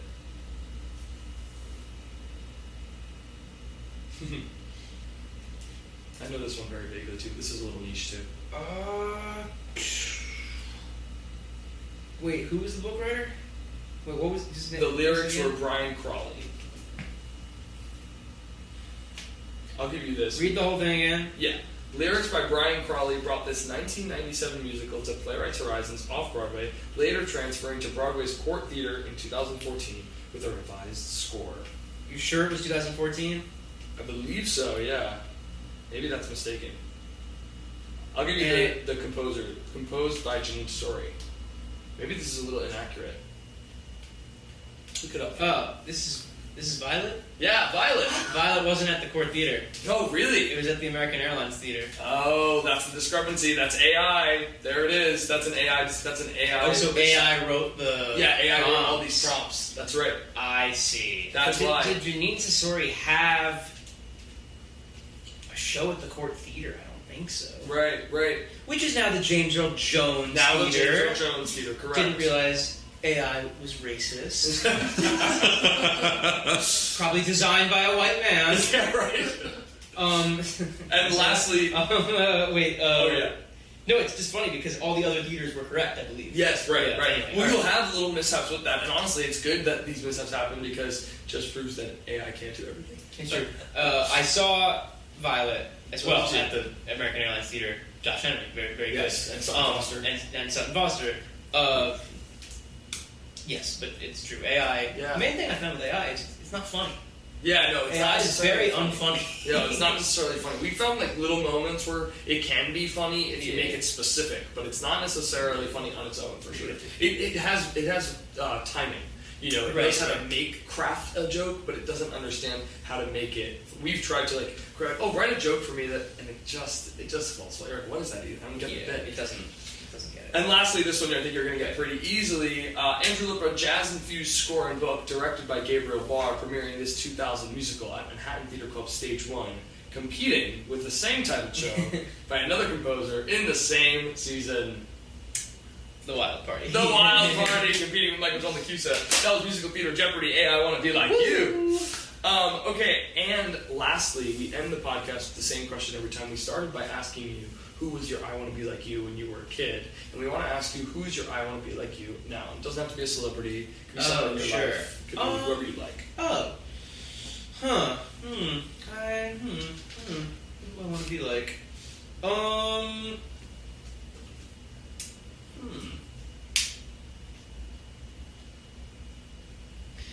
Yeah, like an Adam Sandler, just kind of like able to do some music, some comedy, some film, kind of make it yourself, kind of start your own production company that feels somewhat stable, and you kind of, be a family man and sort of have that middle ground there. Yeah. Feel like you can comfortably kind of make your art day to day. That's It's awesome. kind of, yeah, For sure. That's always kind of Love Adam Sandler. Yeah. Love that for you. Thank you so much for doing this. Oh my We've been God, such thank big you so fans much of for having yours. me. And Break Legs tonight. And catch him at his shows. Catch him at his shows. He posts them all the time. All right. I want to be like Jared Goldsmith. I Want to Be Like You with Elbi Cespedes is produced by Elbi and Christian Cespedes. Special thanks to Angelina Cespedes, Vincenzo Salvatore Cakes, and of course, Jared Goldsmith.